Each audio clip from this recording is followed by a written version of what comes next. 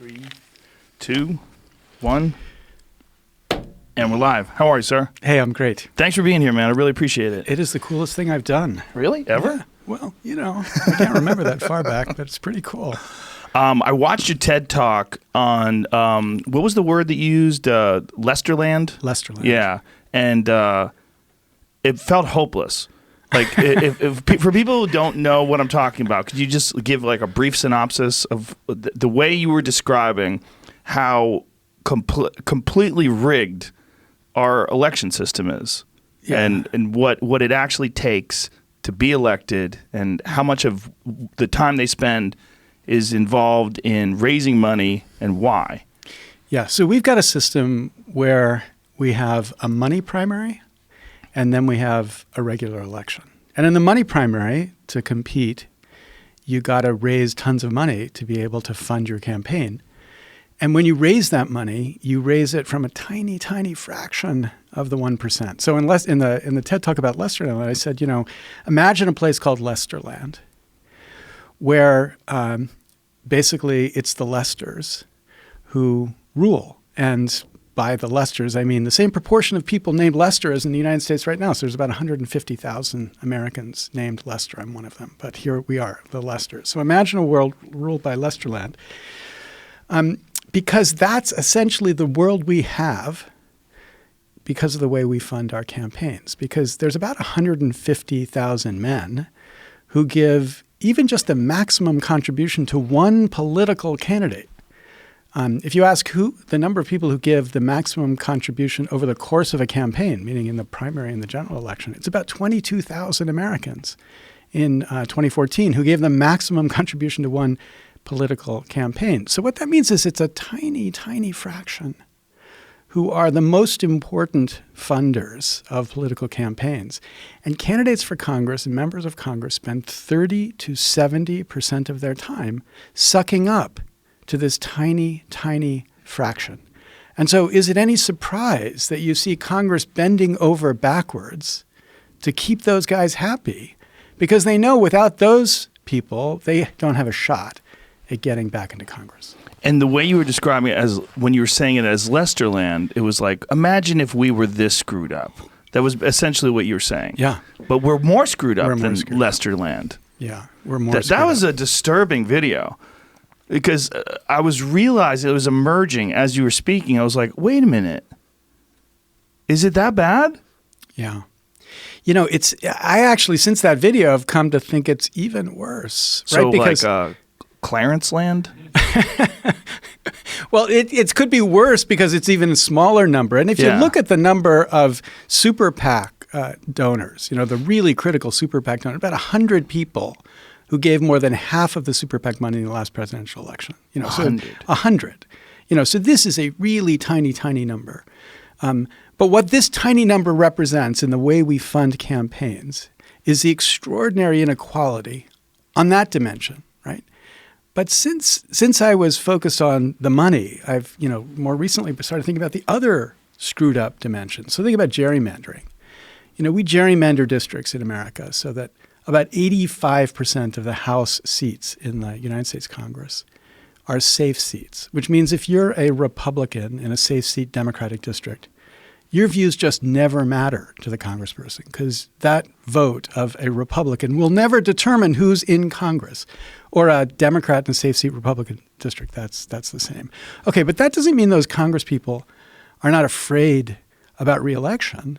Of course, they are afraid about whether they'll be reelected, but they're afraid not of a Democrat running against a Republican. They're afraid of an even more extreme Republican running against the incumbent Republican. So what those incumbents in those safe seat districts do is they obsess about what the extremist in their own party cares about. So the extremists on the left and the right have this ability to leverage extraordinary influence inside of the House of Representatives simply because we've decided to gerrymander these districts to create these safe seats. So those extremists are a kind of Lesters too. There are more of them. It's more democratic than Lesterland. But they too have enormous influence over ordinary people, and most ordinary people's views then to these Congress people just don't matter. That feels hopeless for a dummy like me sitting on the outside looking at this. I'm like, God, if this is this deeply entrenched with, I guess it's not technically corruption because it's all legal, right? But it's an entanglement with money and with influence that, how do you unwind this? Yeah. So that point is really critical. It's not technically illegal. And what that means is the people who are engaged in this are not doing wrong things. They're just playing by the rules. Right. They're playing with the system. It's just that the system has become corrupted. When did it start? Well, I think that the moment the United States Congress begins to fall apart in a really dramatic and interesting way is when Newt Gingrich becomes Speaker of the House. So when the Republicans take control of Congress in 95, it's the first time the Republicans have taken control of the House of Representatives in 40 years. So the House becomes incredibly competitive. Each election, is up for grabs. Who's going to control the House? So Gingrich turns his members in the House into perpetual fundraisers. It's basically, we got to raise the money to defend ourselves the next time around. And then the Democrats followed suit. So the Democrats turned their members into perpetual fundraisers. And they changed the rules about who gets to be chairman of committees. It's no longer who's the person with the most experience or the most insight. Increasingly it becomes who raises the most money. And the Democratic Party, I know about the Democratic Party, the Republicans don't talk to me much, but the Democratic Party increasingly changes its focus from what are the policies that our members care about to what are we going to do to make sure that you as a member meet your fundraising target. And so from 95 until today, the institution becomes an institution focused on the game of getting reelected.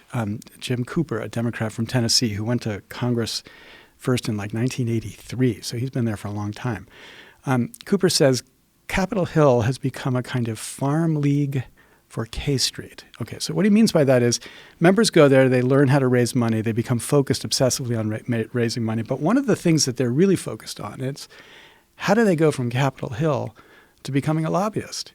Because that's where the real money is. A member of Congress gets paid about as much as the students I educate at the Harvard Law School in their first year as lawyers. So to ordinary Americans, it's a lot of money, but to people on Capitol Hill, it doesn't seem like a lot of money. But then they go and become a lobbyist. They can make 10 times that as a lobbyist. And so what Cooper says is you have this institution which has become so focused on the money that it's just an institution for producing influence that can be sold. And first the congressmen are basically sucking up to the people who want to buy influence. And then the congressmen become the people buying influence themselves because they're working as lobbyists for these important interests. Whew. So they're in the rigged game. They understand how it gets rigged, and then they work to rig it. Yeah.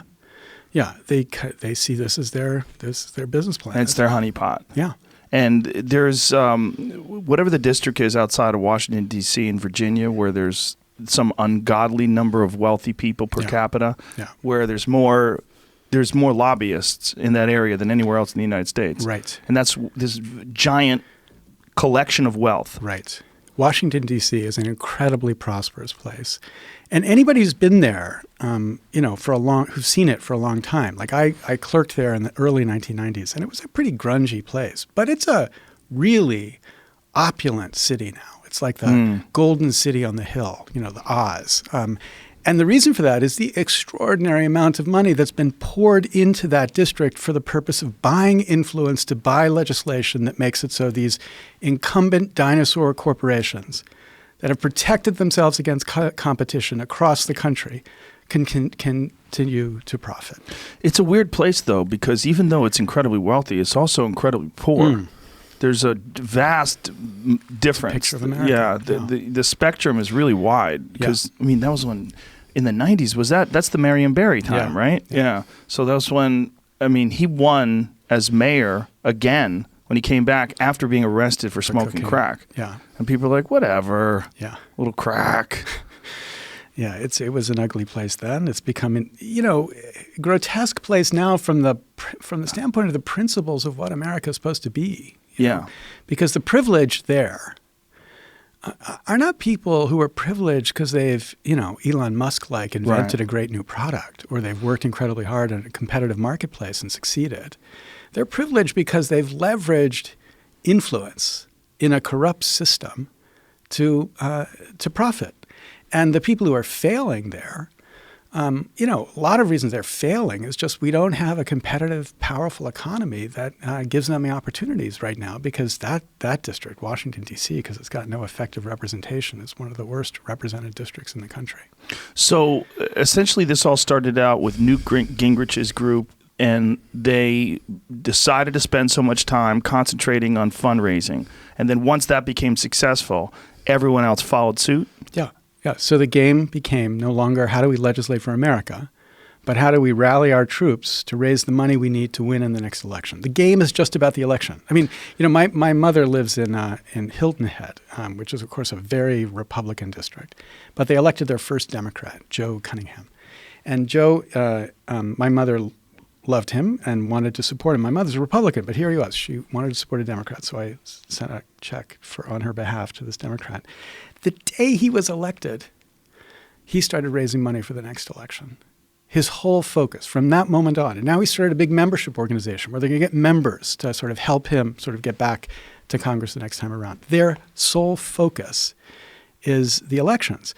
And this is really different. In the 1980s, they would go to Washington. For 18 months, they would do the work of governing. And then for 6 months, they do the work of politicking. A year and a half, they could figure out how to solve the problems of America. And then for a half a year, they figured out how to get reelected. That's no longer the game. The game now is from day one, how do we raise the funds we need to make sure we can get reelected? And with the Democrats' extraordinary turnaround in this last election, you can be damn sure that's exactly the obsessive focus that will be going into 2020. And if there's no other viable alternative, this is a game that they have to play. Yeah. Good people have to play it. This is the point. It's not like you can have the good people who say, I'm not going to play this game. I mean, there are some famous people who could say, I'm not going to play this game. Alexandria Ocasio-Cortez, I mean, she doesn't have to raise money, I'm sure. And people on the right, too, who are the famous people on the right, they don't have to worry about this. But the ordinary congressperson knows, given the way the system is right now, they've got to obsessively focus on how to raise money. And what that means is they develop a sixth sense, a constant awareness about how what they do will affect their ability to raise money. Become, in the words of the X-Files, shapeshifters, as they constantly adjust their views in light of what they know will help them to raise money. There's a Congresswoman Leslie Byrne, Democrat from Virginia, who describes that when she went to Congress, she was told by a colleague, quote, always lean to the green. Then to clarify, she went on, he was not an environmentalist. So the point is, in your heart of hearts, which way you got to go to make sure. And if you're good and you're smart, you never say anything to indicate it, but it's operating. But sometimes you're not so smart. So in the tax bill leading up to the passage of the last tax cut, the $1.6 trillion gift to corporations and wealthy people primarily, a congressman in New York stood on the floor of the House and said, my donors have told me that if we don't deliver on this, I should never call him again. I should never call them again. So it's basically, as simple and clear as possible. You don't reduce our taxes. Don't ever ask us for more money. And that's the reality of what Washington has become. Now, once this gets started and it moves in this direction, we don't have a long history of this to understand the waves and the ins and the outs of the tide. This is just what it is, and it keeps moving in the same general direction. How would that ever stop? How would there ever be some sort of reform that puts this back into a position where it makes sense and it's tenable? Yeah, so, I've been in this business for about 12 years now, in the business of trying to figure out what can we do to reform this corrupted system. And, part of me feels, as you said, like it's hopeless, but part of me feels like it's the most hopeful moment we've seen. Because a decade ago, when I would go around and say, we got this really corrupted system and money is really, people would say, no, what are you talking about? No, we just have to focus on getting the people we want elected. And if we get the people we want elected, we'll get the policies we want passed. Now, almost everybody realizes that until we fix this broken Congress, nothing else can happen. So it's not like this is the most important issue out there. You could think climate change or healthcare or jobs or competitive. You could think those are the important issues. But what people are increasingly seeing is that this is the first issue. If we don't fix this, we don't fix anything. And what's really encouraging to me is that that frame is increasingly being embraced by important leaders. So, about 6 years ago, I think, Nancy Pelosi was on Jon Stewart's show, The Daily Show, and Stewart said, the whole system's corrupt. And Nancy Pelosi said, no, the system's not corrupt. People in the system are corrupt, but the system's not corrupt. And Jon Stewart just had a field day because of how ridiculous that statement is now. But now Nancy Pelosi is going to introduce as H.R. 1 the most ambitious and comprehensive reform package that Washington, I think, has ever seen. I mean, it is unbelievable in its breadth. So it has public funding of congressional campaigns so that congressmen don't spend 30 to 70% of their time sucking up to the lesters. It has a mandate to end gerrymandering, partisan gerrymandering, exercising Congress's power under the Constitution to tell the states, clean this mess up. It has an incredible ethics package to kind of block the revolving door so congressmen are not running off to K Street. And it has an incredible restoration of voting rights, the Restoration of the Voting Rights Act, automatic voter registration. It's the most comprehensive package of political reform, I think the civil rights bill of the generation. But of course, nobody outside of Washington has heard anything about it because most people look at what Washington does and says, oh, it's just a game the Democrats are playing to embarrass the Republicans. How would they stop congressmen from becoming lobbyists? Well, one thing they do, and they build loopholes into it, but one thing they can do is they can basically say, once you're a congressman, you can't be a lobbyist for 5 years. For 5 years? Yeah, or whatever the time is. But the more fundamental fact is, if you change the way you fund campaigns, if it was no longer the lobbyists who were kind of channeling the money in or that were getting their clients to channel the money in, then it's not like there wouldn't be lobbyists anymore. They just wouldn't be so well paid. They wouldn't be as valuable.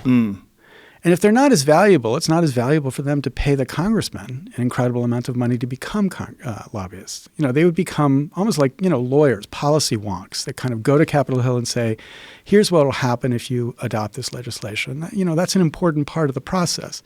But they wouldn't be the machers in the system. They wouldn't be the people who called the shots. And so the value of their services would fall.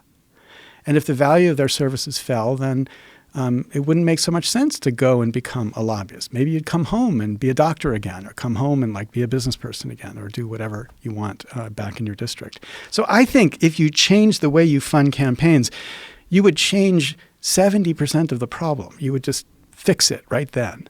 And these other things are good additions, but not as critical. But without changing the way you fund campaigns, I think all of these other changes are irrelevant. They just can't get over the money. You always hear the phrase, take money out of politics. It's a constant phrase, but that's not really possible. No, and I don't think it's really good. The point isn't to get money out. The point is to get money that doesn't represent a tiny fraction of the special interests controlling how Congress people think. So I think today a congressman from California, Ro Khanna, is going to introduce a bill that he hopes will be eventually part of whatever this big reform package is that would create a way of funding campaigns where everybody gets a voucher or a set of vouchers. So Seattle has done this for city elections where everybody gets 4 $25 vouchers that are only usable to fund campaigns. So a candidate comes around and tries to persuade you to give him or her the voucher, and then they take that voucher and they use it to fund campaigns. Okay, if Ro Khanna's bill passed and everybody had vouchers to use to fund congressional campaigns, and the idea is basically you take the rebate of the first $50 of your taxes, which every American pays at least $50 to the federal government. You take that first $50, you give it back, and you give it in the form of a voucher, and you say, take this voucher and help fund campaigns with it. Congressmen would still be raising money. They'd still be spending a large time raising money, but they wouldn't be raising money from the tiny fraction of the 1%. They'd be raising money from everybody. And so the point is that you would be using that money to spread the influence in the way that a democracy is supposed to spread the influence to every American as opposed to the influence in a tiny, tiny fraction of the 1%. So that wouldn't get less money. I think that could be more money in the system, but it wouldn't be corrupting money because it would be money that is democratically accountable. But the Lesters of the world would probably try to put the kibosh on that before it ever got moving. Yeah. I mean, the biggest block to anything like H.R. 1 happening is that the most influential people in Washington have the most to lose. Right. The lobbyists, the value of the industry of lobbying just collapses. And those people are going to fight like hell to block it. Yeah. Which is why, as wonderful as it is to me to see somebody like Nancy Pelosi take up the charge and say, here it is, here's a package of reform, and it's going to be the first thing we do, fix democracy first. What's true, what's obvious about this is without a president taking up the charge, it's never going to happen. And what's most depressing to me is that right now in the Democratic Party, you don't have any candidate for president who's making reform even an important issue, let alone a primary issue. And of course, we had a president who was elected under the drain the swamp slogan. But of course, nobody believes he has any plan or have any intent to do anything to drain that swamp.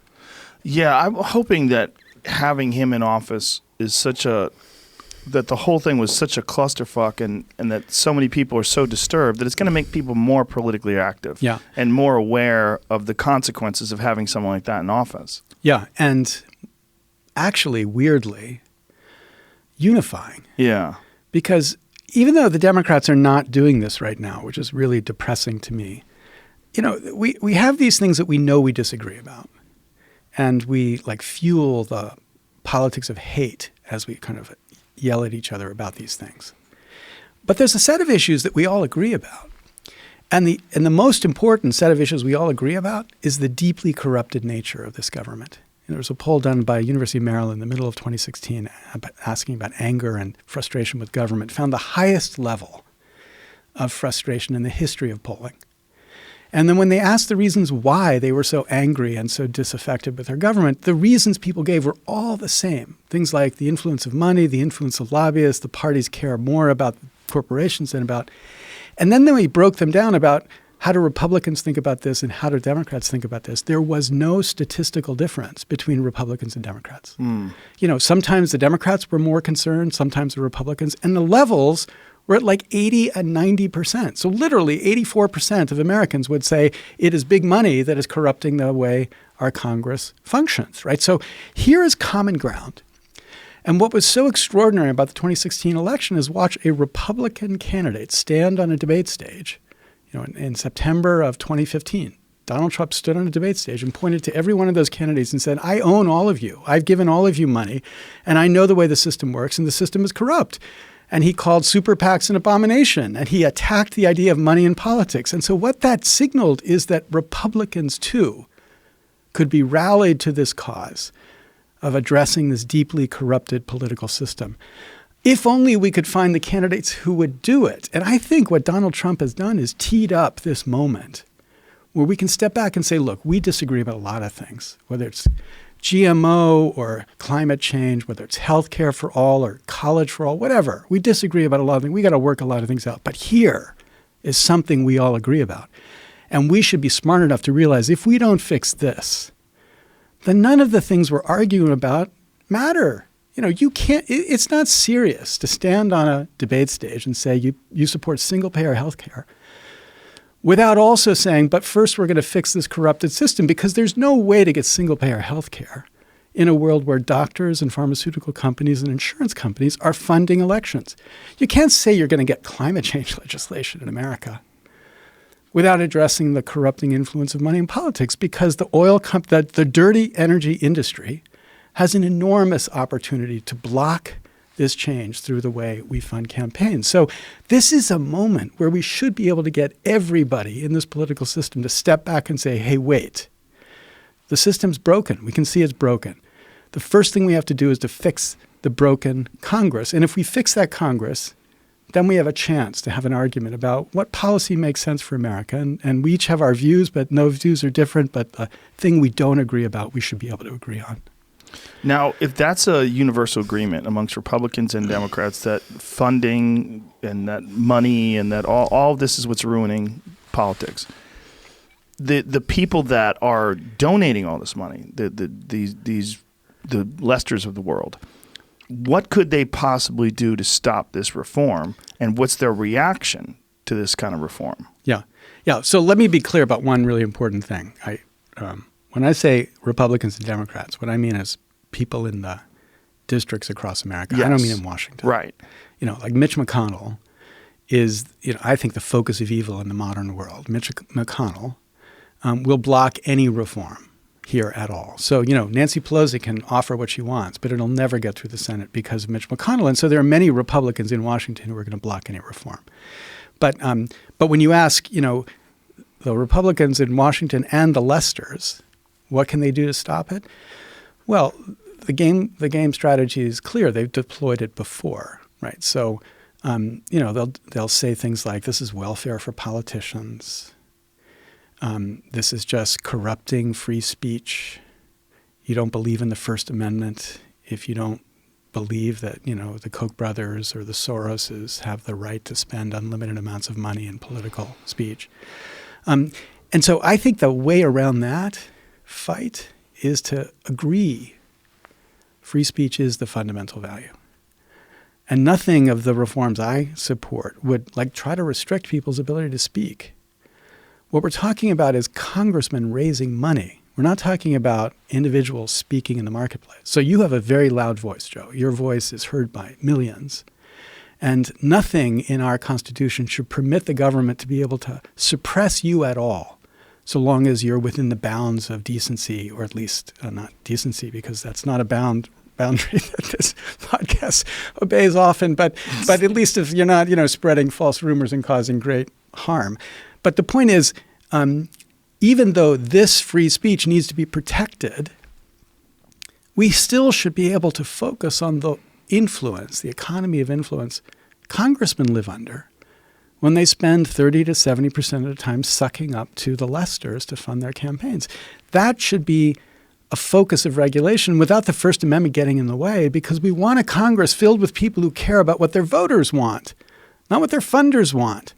The framers didn't create a constitution to replicate an aristocracy. They were fighting an aristocracy.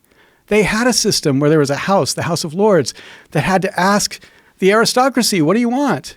And everything could be blocked if the aristocracy didn't like it. Well, we've replicated that system more efficiently in America than they had there, because we have a system where both the House of Representatives and the Senate is filled with people who are obsessed with a single question: what do my funders want? And if they can't answer that question in a way that supports the legislation, they're not going to support the legislation. Or if it's important for them to block legislation, they will block legislation. And that's the dynamic of Washington right now. Francis Fukuyama describes our government as a vetocracy, veto-ocracy. And what he means by that is that there are so many places where influence, powerful influence, can block the ability of the government to do something, that it just can't do anything anymore. And that's, I think, the consequence of allowing this corruption of money to be so deeply woven into our political system. Is it possible to fix? Yeah, it is possible to fix. Because, for example, H.R. 1 plus Ro Khanna's bill, all perfectly constitutional. You wouldn't have to amend the Constitution to do it. I think that bill alone would solve 80% of the problem. The problem isn't conceiving of what changes have to happen. The question is, how do you build the political movement to get there? And what that takes is leaders willing to say, we have to fix this corrupted democracy first. And leaders who stop pretending that we can get a Christmas list of great changes in government without fixing this democracy first. So, Bernie published last month in the Washington Post list of the 10 things that should happen in the first 100 days of the next Democratic administration. 10 great ideas. Not a single one of those ideas addressed the corruption of our political system. It was just a Christmas list of all the things that the progressives want. And, I'm a progressive. I want some of those things. But the point is... Like what things were they? Well, things like $1 trillion infrastructure projects, single-payer healthcare, free college, all the things that Bernie is pushing and has made so salient, and things that I think it's great that he has made salient. I mean, he's a hero in making these issues central to at least the debate. But what frustrates me is that instead of focusing our anger on the billionaires, which he does, we need to focus more anger on the congressmen, the politicians, which he does not. I mean, the guy's been in Congress for almost 30 years now. And so it might be natural for him not to notice that the people around him are the problem. Is it a natural thing, or do you think that he's possibly aware of the consequences of stirring up that hornet's nest? Because, if anybody has a right to complain, when the DNC conspired to rig the primaries against him, he's the number one guy. He should be screaming from the rooftops, you're dealing with a corrupt system and this is disgusting. And he didn't do that. And he didn't do that while Hillary Clinton was running for president, and he knew it. He knew he had been screwed out of the primaries. He knew they had conspired. He knew it was all illegal, and he kind of just kept his mouth shut. Yeah, well, I think, that was responsibility. I think that was a kind of... I was a person reflecting on the horrendous outcome if he took Hillary Clinton down. And so I think he restrained himself, not perfectly. I mean, the fact is, after it was clear he was not going to be the nominee, he still continued to talk about the, quote, corruption around Hillary, which Donald then picked up and turned into a weapon against her. But I think he recognized, as every responsible politician does, that, it's not just about him. It's about the future of America. So when he restrained himself and didn't want to take the whole system down then, I get that. But I'm talking about now. Right. I'm talking about when you've got the House of Representatives talking about fundamental reform. It'll be the first thing they take up.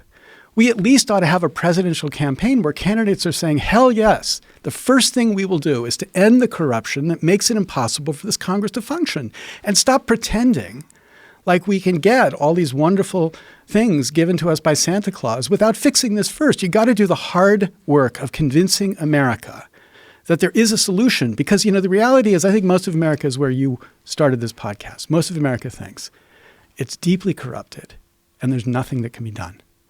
They're half right. It is deeply corrupted. But it's not true there's nothing that can be done. We can do something. And in fact, I think we can solve almost 80% of it. I still think there's constitutional changes that might be necessary. And I've been working how do we get constitutional changes, and talking to people. My podcast, which of course has about 1/1000th of the 1/1,000,000th of the people listening to it, yours does. But what is your podcast so people can listen to it? It's Another Way. So season 2 is released today, which is about an Article 5 convention. But season 1 was about how to think about the 2020 election. But I think that we might have to have constitutional change, and I have been supporting the efforts to think about that. But what we've got to do is to give people a sense that there's something we can do before we amend the Constitution. We did a poll and found 96% of Americans believe it important to reduce the influence of money in politics. 91% didn't think it was possible. So that's the politics of resignation. If you'd gone to Egypt under Mubarak and you'd stopped the average person in the street and said, what do you think of Mubarak? They would have said, we hate Mubarak. And they'd say, well, why aren't you doing anything about it? And they say, because nothing can be done. Or, African Americans in 1900 in America. What do you think about Jim Crow? We hate Jim Crow. Well, why aren't you doing anything about it? Well, because there's nothing to be done about it. Well, that's how Americans think about this political corruption. They hate it. They think it's deeply unjust, inconsistent with what they thought America was about. But they don't do anything about it because they don't think there's anything to be done about it. And that's where leaders have a role. And what we need are leaders running for president right now to begin to explain to people, here's what we could do if only we built the power to do it. Recognizing the most important opposition here, the lobbyists in Washington, are going to be an incredibly difficult group to defeat. But we can do that. And if we do that, every other issue becomes easier to resolve in a sensible way. Now, there's no public support for lobbyists, right? There's no people out there that are super psyched that lobbyists are out there and exerting their influence on our world. But they obviously have enormous financial backing behind them, and they have incredible influence in our culture. But if you had some magic wand that you could wave across this system and fix it, wouldn't removing lobbyists be one of the first things that you would do? No. No. Why so? Well, because look, Congress, especially in the current government, legislates on a whole bunch of issues that they don't have a clue about. Right. They don't know squat diddly about 99% of what they're legislating about. They need information.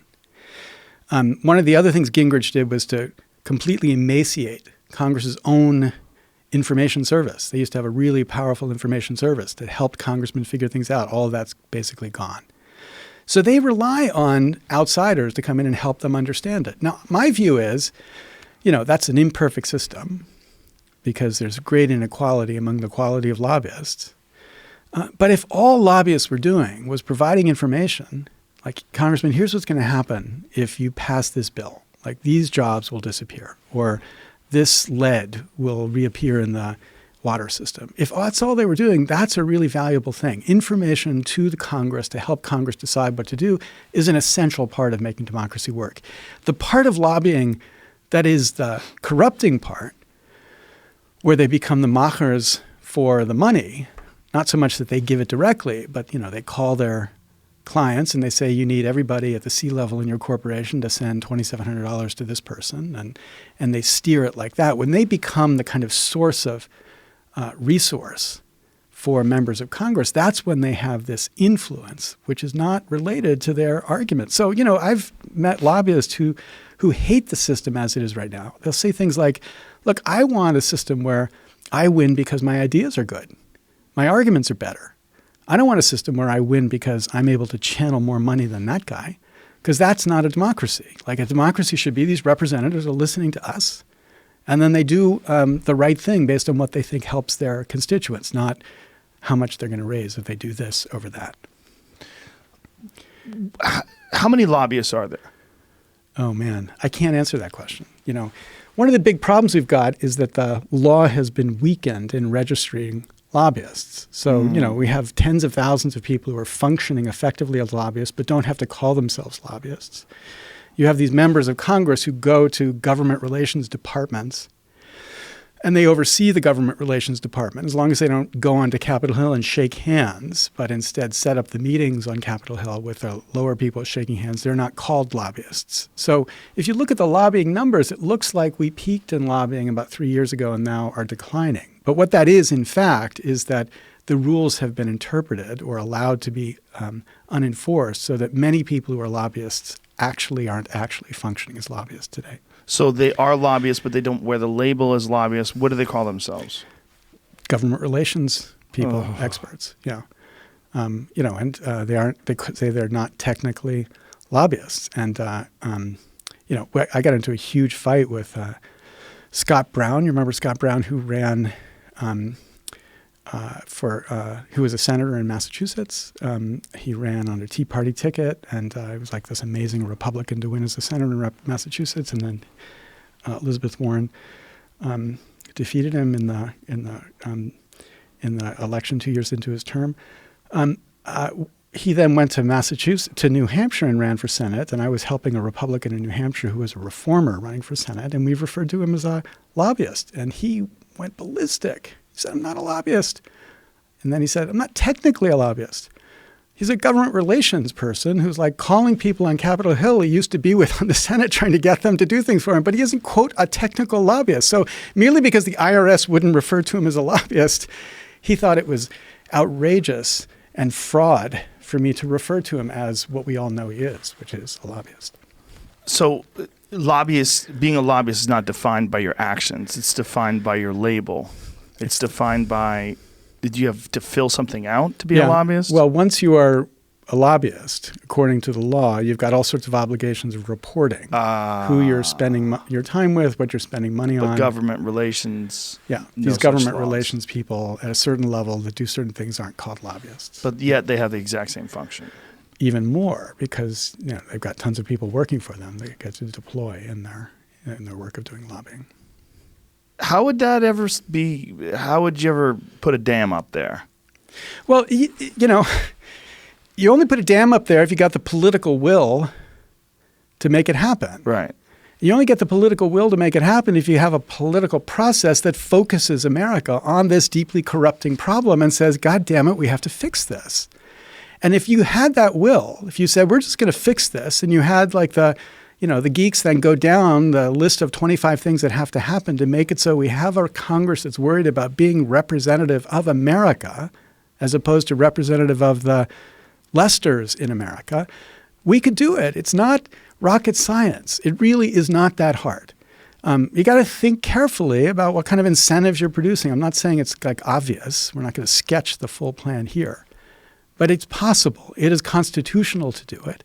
And if we just built the political will to get there, we could do it. And the only way we build the political will, it's really important right now. Because right now, people, especially people like you, need to be saying to every one of the politicians who's going to be sucking up to try to be on your show, to try to have a chance to get their voice out to the class of people, to the people who are listening to your podcast, it's important to people like you to say, okay, what are you going to do about this problem in particular? Is it a priority? Or is it like one of 12 things on your list? I mean, I imagine it's 11 for Bernie or 12, somewhere on the list.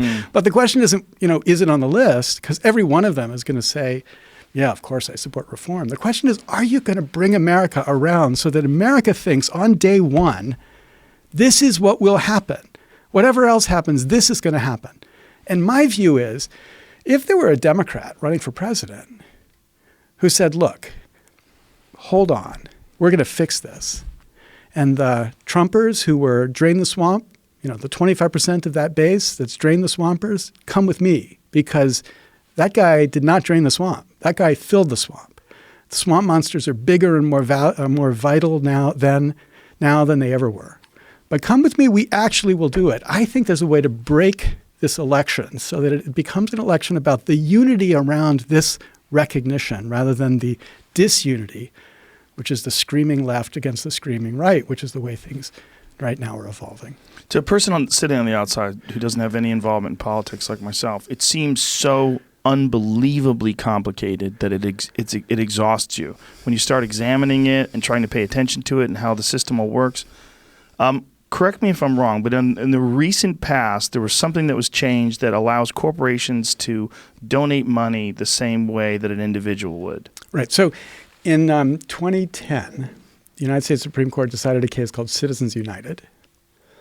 And Citizens United said that you couldn't limit a corporation's ability to spend money independently of a political campaign. So corporations not allowed to contribute directly, but that's not worth that much because you're only allowed to give a total of $5,400 to a candidate over the course of the life of his campaign.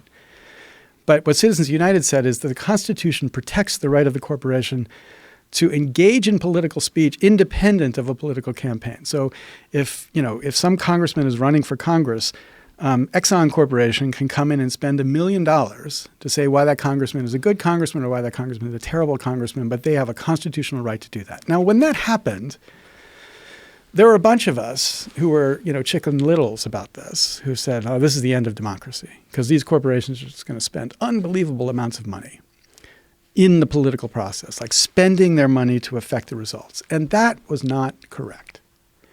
Because what happened is corporations quickly discovered the high price of free speech, right? So corporations like Target backed a anti-gay candidate for governor and all of a sudden found their stores being picketed across the country because people were furious that they would be supporting such a candidate for governor. So corporations quickly found that it's not cheap to engage in political speech in the marketplace. They didn't want to do it like that.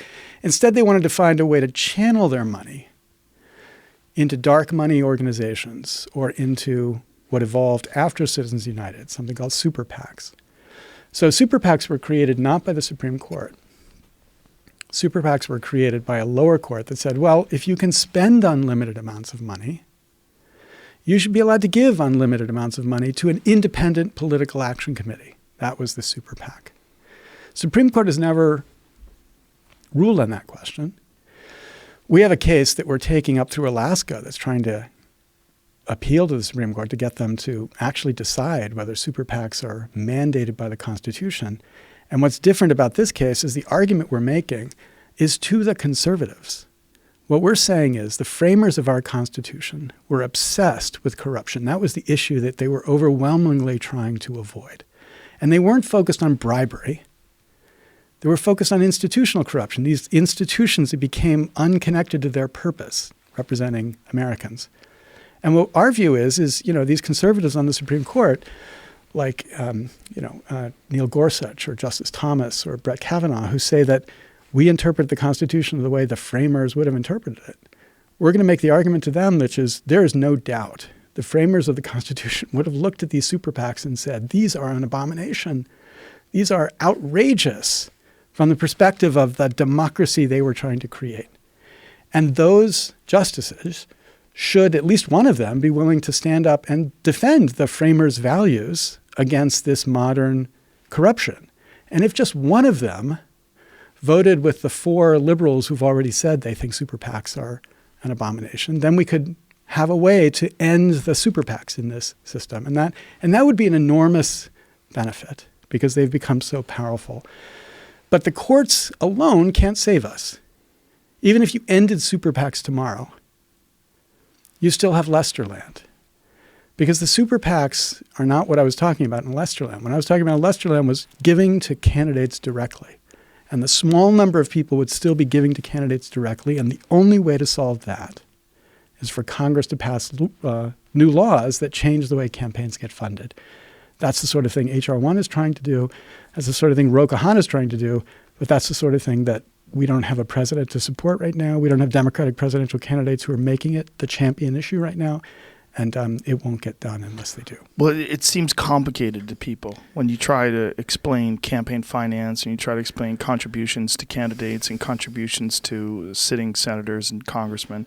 It's complicated, and there's so many different things to think about when you're discussing this that to a person who's on the outside, well, how do you fix this? Well, what are the laws now? Well, how did it get that way? Well, how about make it so they can't give them money? Yeah. And there's all these like real simplistic views of it from the outside.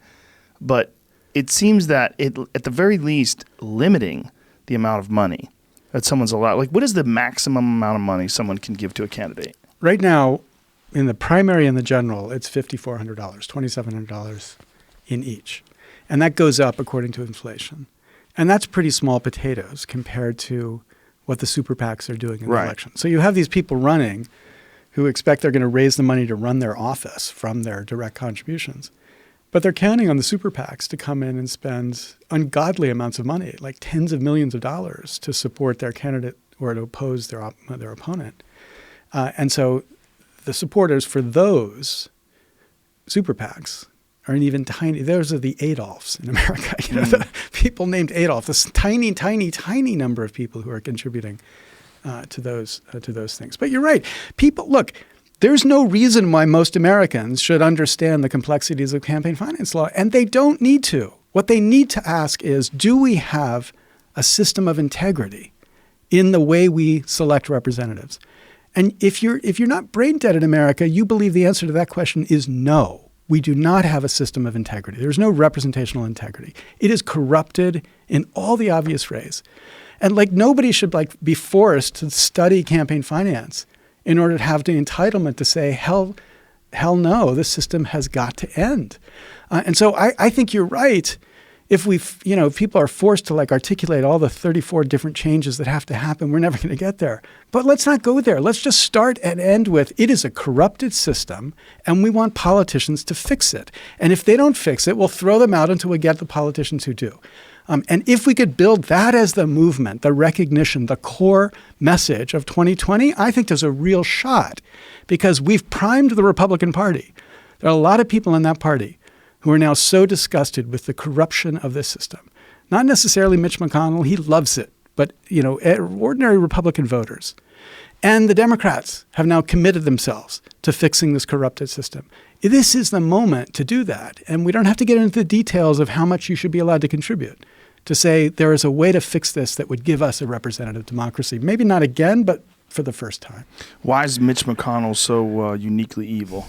This guy has had it in his DNA from the first moment he went to Washington to end any regulation of money in politics.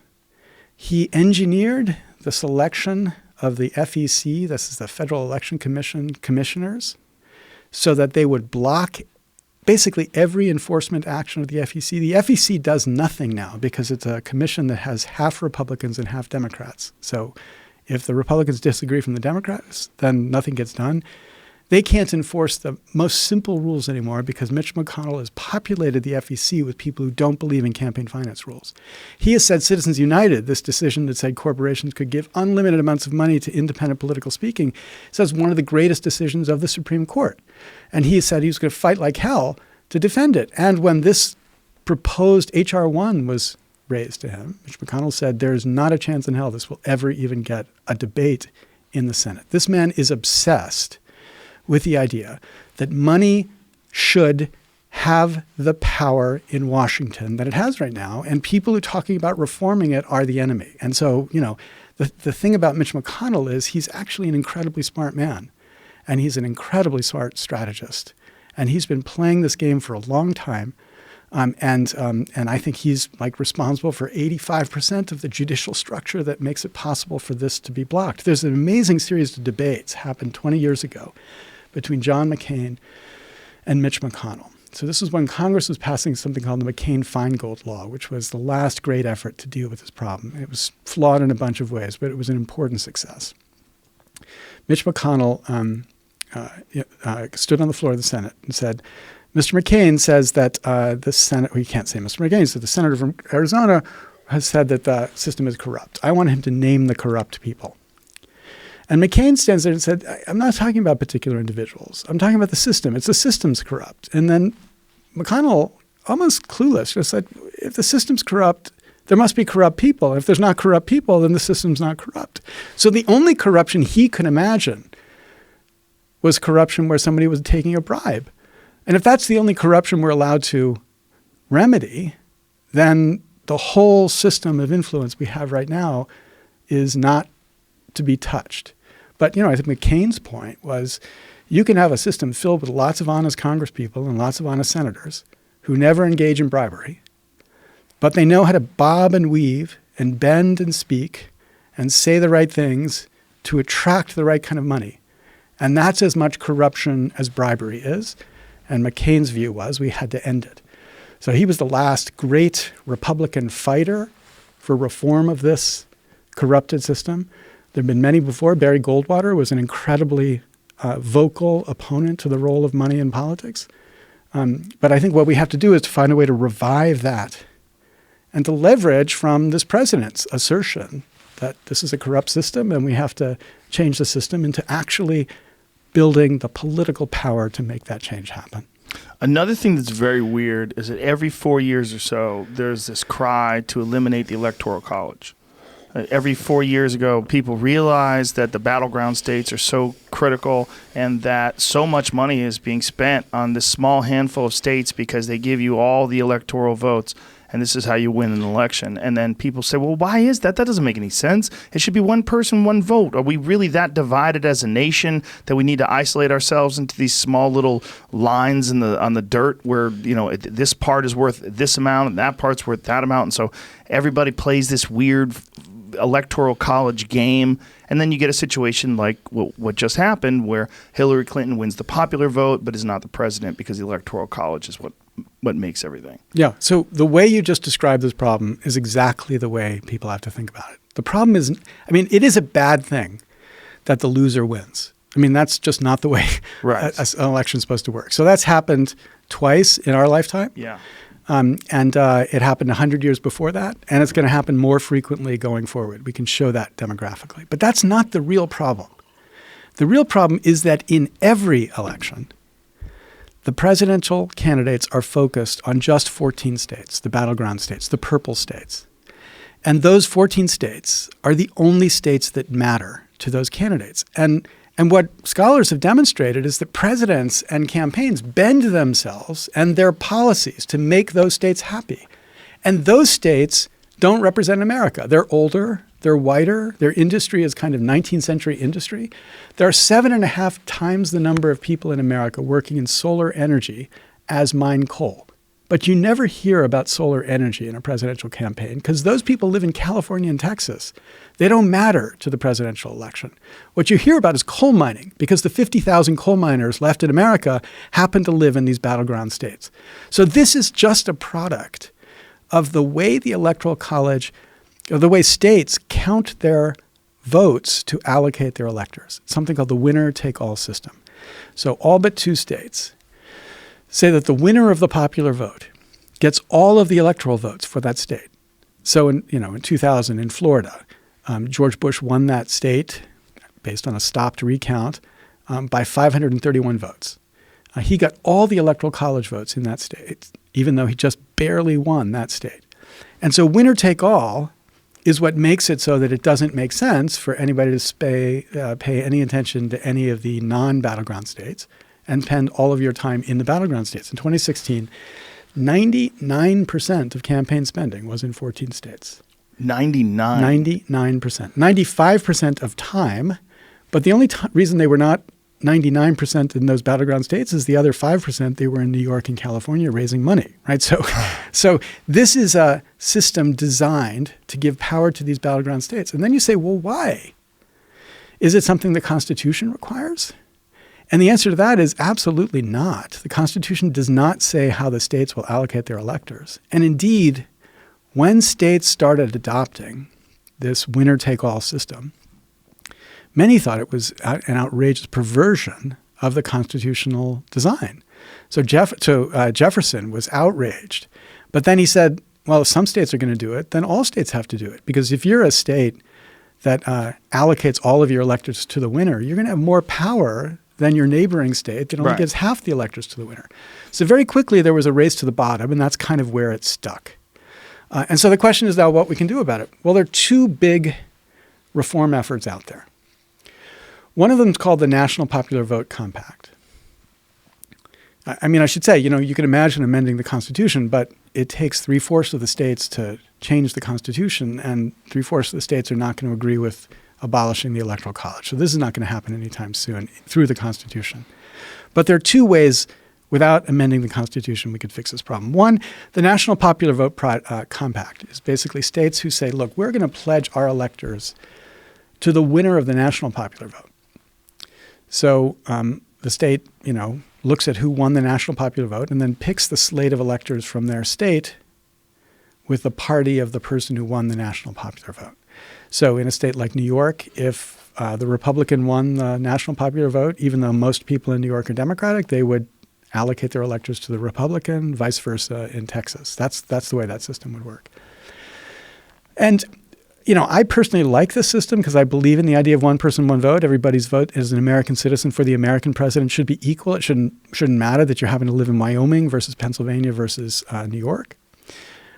But there are people who are worried about this because they fear that it'll become a kind of flyover democracy, that the only places that candidates will care about will be places like, L.A. or New York or Chicago.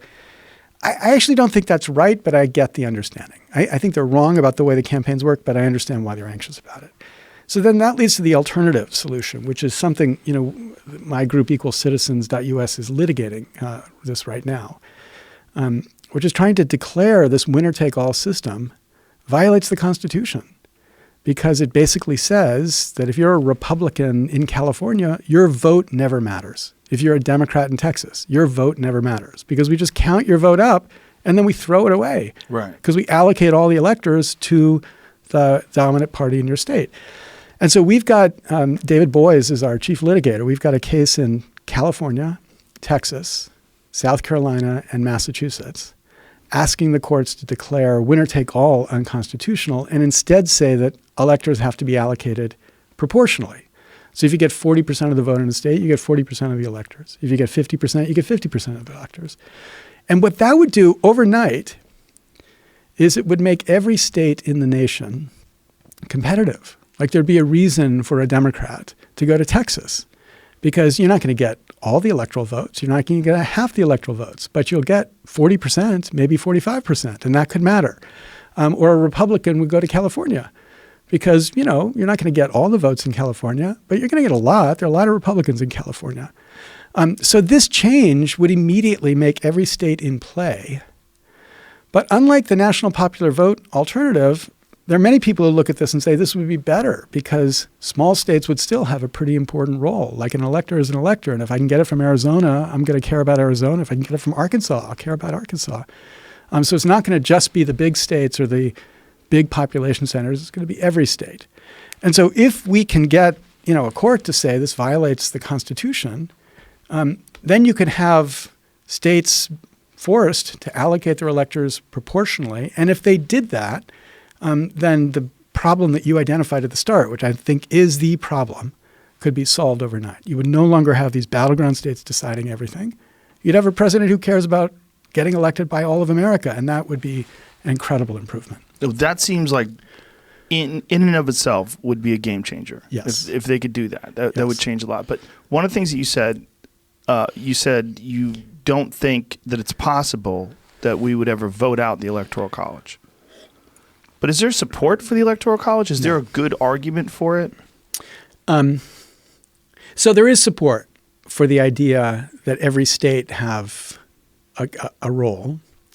And there's a support for the idea that small states get a kind of thumb on the scale, which is what the Electoral College does. So there is some support. But most people, 70% of people, don't like the idea that the president is not chosen from the majority of voters voting. Right. So most people would oppose it. But the point is, to change the Constitution, you need the state legislatures or state conventions to agree with the change. And what many states, at least 13 states, I fear, would say is that, no, we actually win more under this system than we lose. Yeah. So we're not going to change the system. And so unless you get like some overwhelmingly popular movement to support it, or again, you can imagine a presidential candidate who kind of made fixing this part of the democracy part of the plan too. I don't see how you're going to build the political movement to get there. Another way of putting it is, this National Popular Vote Compact, which is going around state to state and getting states to join, right now has about 100. And so the way this works is that when the equivalent of 270 electoral votes have been committed, then the compact kicks in. So when they get to 270, the problem goes, the problem of this Electoral College goes away, because at 270, according to the plan, the winner of the popular vote wins the Electoral College. They right now have 172 electors pledged, right? So they have less than 100 more to go. But the problem is they've got to convince states to join the compact. And they've kind of hit this red wall now, because many Republicans think the only way to win the presidency is through the Electoral College now. So many state legislatures. Why do they believe that? I think many Republicans just think that their great benefit is from the Electoral College. It's not surprising. Because the battleground states are primarily Republican. And because the base number of Republican states is so high, right? Mm-hmm. Because, these small rural states get disproportionately more electors than states like California. Right. So, Wyoming gets 3 electors. Disproportionate in terms of the population. Population, right. Yeah. So they like the system as it is. And, you look back and you say, well, they got George Bush, even though he didn't win the national vote, and they got Donald Trump, even though he didn't win the national vote. It's not hard to understand why they're there. I think, again, I don't think they're right about this. In 2004, if 50,000 votes had switched to John Kerry in Ohio, then John Kerry would have won the Electoral College but lost the popular vote. And if that had happened in 2004, I think the Electoral College would be dead today. Really? Because a Republican won in 2000, a Democrat won in 2004, people would say, this system's just crazy. We got to get rid of this system. But now people think, well, Republicans benefit from this, so if I'm a Republican, I'm going to block the change. And if that's true, then it's never going to happen at a constitutional level, because the Constitution requires 3/4 of the states to support the reform. And the reinforcement of that is that Donald Trump won without having the popular vote. Yeah. And, of course, there's no hypocrisy that touches this president. But you remember in 2012, when there was a moment for about 10 minutes when the national media was reporting that Romney was going to win the popular vote, but Barack Obama was going to be elected by the Electoral College. Trump started tweeting vigorously about how this is a denial of democracy. We have to march on Washington to end this banana republic-like system, because the Electoral College was the worst possible thing in the world. And of course, after 2016, he had different views about the Electoral College. I wasn't old enough to understand what was going on during Watergate. I don't even, what year was that? Well, 70. The break-in happens in the lead up to the 72 election, and then he eventually resigns after that. But this is our Watergate, right? Yeah. This moment right now, and Cohen's going to go to jail for 3 years, and I mean, he's testifying against Trump, and all these people are testifying, and they're calling him. What are they calling him? Co-conspirator number one? Is that what the individual the official number one. Individual number one? Yeah. This is a very unusual moment for us to be watching this all unfold and to see this slow dissection. What Mueller seems to be doing is like slowly closing off all the escape routes and slowly circling the troops around this one area that he's trying to that he's attacking. Yeah. So he's a brilliant tactician. Yeah. And so I think it's clear that the worst for Donald Trump is yet to come. And I do think the parallel is Watergate, but there's a really important difference here. So I'm old enough to remember Watergate. I was like 12 or 13 when this happened. And my uncle happened to be the lawyer who worked in the House of Representatives, convincing the House of Representatives to vote the articles of impeachment. So and that weekend when Nixon resigned, he came to visit us. We lived in the Kentucky part of Pennsylvania, the kind of right-wing middle part of the state. He came to visit us, and he told me this was going to happen, and that was the event. That was the weekend that I decided I wanted to become a lawyer. But the big difference between these two times is that when that happened, the way most people got access to news was 3 television networks. Every day they watched the news at the same time because there was nothing else on. And those 3 television networks kind of shot right down the middle and told the story as they saw it. It was kind of the Walter Cronkite era of news. And as this story broke, they just reported it as they saw it. And as they saw it, it was a pretty damning indictment of the president. And what's amazing is you watch the polling among Republicans in their support for the president. 6 months before the president resigns, the poll says among Republicans he has about an 83% support rate. And then when he resigns, his support rate among Republicans is about 50%. And that's because the newspapers and television had told everybody the same story, and Americans hearing the same story came to the same view, that there was something deeply corrupt about this president and he had to go. We don't live in that news environment today. We live in an environment where half of America lives in one news world and the other half of America lives in another news world. Mm-hmm. And the half of America living in the Breitbart Fox news world are not being told the stories that the people living in the MSNBC, NPR news universe are. And so in this world, the opportunity for Americans to see the facts, the same facts, and have a reflective judgment about it and come to a view that this president needs to resign or be impeached. I don't think he should be impeached, but that's a separate question. Is not possible. And that's what's so terrifying about it. When you live in a democracy where we don't all live in the same universe, right. We don't know the same facts. How do you knit together a public that can address these critical issues of national import? And that's, I think, our biggest challenge right now. Well, it gets grayer than that, right? With characters like Sean Hannity, that they separate the line between not just being some sort of a political pundit, but actually campaigning for the president, showing up at speeches, addressing the crowd, making these big statements in support of the president. It's very strange to watch because I don't remember that at any point in time. No, it wasn't the past. But I think the thing we need to realize is it is the future because it pays. Cable news pays. Tremendously. When these people become partisan hacks inside of a politics of hate, which is the current politics of both the Democratic and Republican parties and the cable news stations, they build tribes who are deeply loyal to them. And the loyalty to those tribes translates into advertising dollars. It is the business model of cable. Right. So Sean Hannity looks to, old geezers like me like an abomination from the perspective of what news should be like. But from the standpoint of what the future is going to be, he is the future. And so then it becomes a question how do we knit together a democracy given there will be people like the Sean Hannitys on cable television. And I've begun to talk about the slow democracy movement, which I think I pointed to you as part of that. I think that there's a need to begin to think about how do we build political understanding, not through broadcast television, but through something else that gives people a chance to think in more than 30-second bites. Yes. And podcasting, I think, is a core part of that. Is it entirely possible that something could be profitable that does shoot down the middle because people are so tired of this CNN, Fox, bipolar distribution of information? I mean, I remember when the elections were going on, I would flip back and forth between the two channels, and it was like two alternative universes. Exactly there were right. different worlds. Yeah. Different worlds of focus, different worlds of what they're projecting. Yeah, but I don't think the point is that it has to be down the middle. Right. I think it has to be deep. So this is what I think is so powerful about podcasting. Like, the fact that you get people to listen to you talk about an idea for an hour, 2 hours, some of them 3 hours, is astonishing.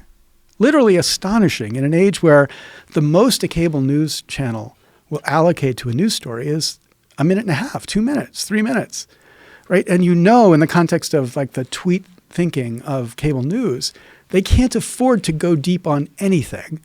And everything they're going to talk about are the things they can talk about sensibly in 25 seconds or 30 seconds or 40 seconds. And what because you've lived this life of like having deep conversations about things that are important, is that it sometimes takes more than 30 seconds to understand something. Always. Yeah. And the point is, if we have media that's focused at the 30-second chunk, and that's how America understands the issues, we're never going to get anywhere. And the only way to get someplace is to begin to have conversations that are at the hour-long chunk or the 2-hour-long chunk. And it's not important that be neutral or balanced. I don't care if it's balanced. I care that it is attempting to be serious and in-depth, understanding the issues. So I don't care if Cato wants to have podcasts that try to tell us the deep story of Ayn Randian economics or something like that. That's fine. That's good. I think it's important that people start thinking about these issues in a richer, deeper way. And I think the challenge we have now is how do we begin to produce understanding, realizing that the world of Walter Cronkite is never coming back. And it might be a good thing, but it is just never coming back. And the world of Sean Hannity is a world that will destroy democracy. So how do we rebuild democracy outside of that? And, if you had to pick the three things that are the most hopeful, I think podcasting is number one. I think some of the reflective, deep, funny, playful, but in the end, at the end of the hour-long segment of a podcast, you understand something you didn't understand before. I think that's number one. I think comedy, like comedy television, like brings people into understanding things in a way that's not possible on Fox News. I think that, that's number two. I think shows like Homeland. I don't know if you watch Homeland, right? I watched it until the redheaded guy died. Yeah, no. And then it went through this dark period in the middle, but the recent seasons are just unfucking believable. Really? And because they're unbelievable because they are such a deep, rich understanding of the tensions at issue. Like you want to understand the Iran nuclear deal, watch the last season. Because after watching that season, you understand the tensions between the CIA and the president and what's actually going on with Israel. And I think that if you imagine television shows aspiring to tell the story in an entertaining way, in a way that brings people in, that they voluntarily want to watch it. But that in the end, at the end of watching a season, you understand something. I understand the current season's about the Russia struggle. And I can't wait to watch it because it's going to be a richer understanding of that story than anything on television. Did you watch House of Cards? I did. Yeah. Up until this season? Did you quit at this season? I watched the season. I was very disappointed. Right. I watched episode 1 and I said, this seems like they just gave it to some different writers. Yeah, it's just craziness. It just seemed like somebody just got a hold of it and they said, I'll take it and I'm going to write it my own way. Yeah, right. But even in the very beginning, the striking thing about House of Cards is it made it seem like stuff actually could happen in Washington. Yes. And you're like, wow, this really powerful guy, Frank Underwood, can get important bills passed. Right. And I remember watching that saying, holy shit, this is just completely not the truth. This is just not the way the system works. I mean, it would be good if it worked like that because at least it could do stuff. But the way it actually works is that these guys would be scurrying around trying to figure out, what the tentacles of funders are directing them to do. And the tentacles of funders added together would be don't do anything. That's not what you're there to do. But what it at least did is sort of highlight the influences these people experience. And it showed how deeply entrenched everything is. Yeah. Yeah. I mean, I don't want to talk it down at all, man. I want a million different things like this on television. Right. Just something that gives people... Yeah, just gives them a richer understanding. Well, an understanding, period, because for the most part, what people... I mean, you go to school, you learn about democracy and our system of representative government, and then you become an adult and you forget most of what you learned. Yeah. And then you hear something about the Electoral College and the popular vote, and and then you see bills getting passed, and you go, what the hell is that? And and the stuff you learn at school is so politically correct. It can't actually give you an understanding of anything. Like you actually taught kids in high school the way Congress worked. The school board would go crazy, and they're like, no, you can't talk down American democracy like this. So the truth is not teachable. The only way to get people to see the truth is to expose it to them in a way that they want to see it. And, my point is that's not going to be Fox News. Fox News can never cover it at the depth and the interest level that it needs to be covered. It's going to be things like what you do, or things like what, great television can do. Is our system of government analogous to like taking like DOS or Windows 95 or something like that and just continuing to patch it and never revisit it and never come up with a new operating system?